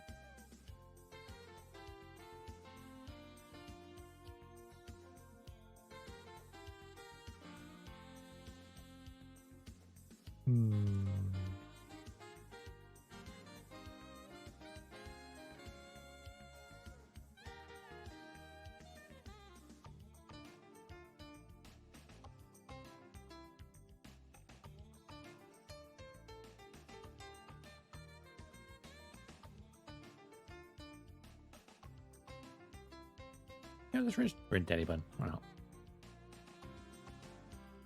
Alright, right message. Let's get ready.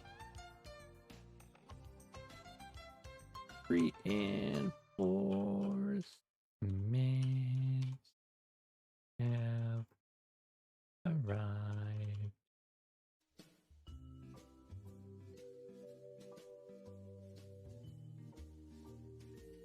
Also, whilst doing that, that one, the chatting screen. Of course, thing is the music and gets my normal BGM.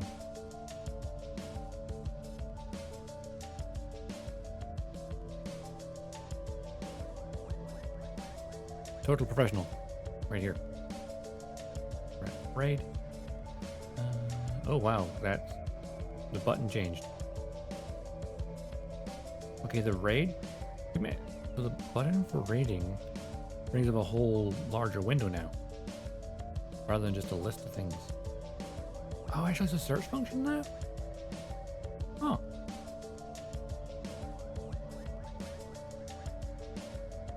You get quick filters following similar or smaller size in category, rated U, event. By default, it appears to be in the same category. That's kind of cool.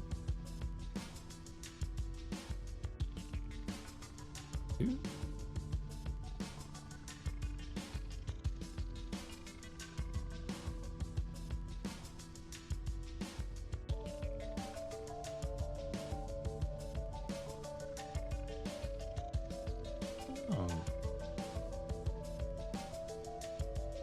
Interesting.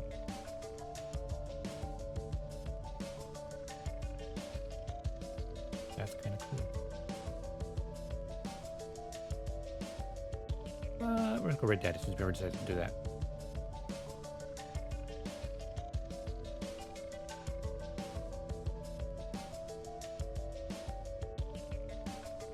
Oh, I got preview window as well now.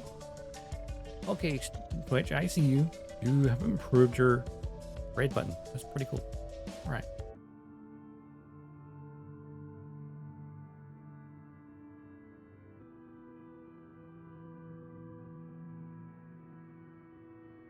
That's actually pretty cool. Okay. All right. Let's start the raid. Okay, let's do it. Overlay is pretty cool. I'll need to check it out thoroughly later. Or next time. As for right now, have an awesome evening, day, afternoon, whatever you are in the cosmos. And I'll see you tomorrow. During the day? Yeah, during the day. Probably. I can do a longer stream tomorrow. Maybe. Yeah, I might do a longer stream tomorrow. Possibly. Anyway. Till next time. I'll see you in the cosmos. Dodgestar. Signing off.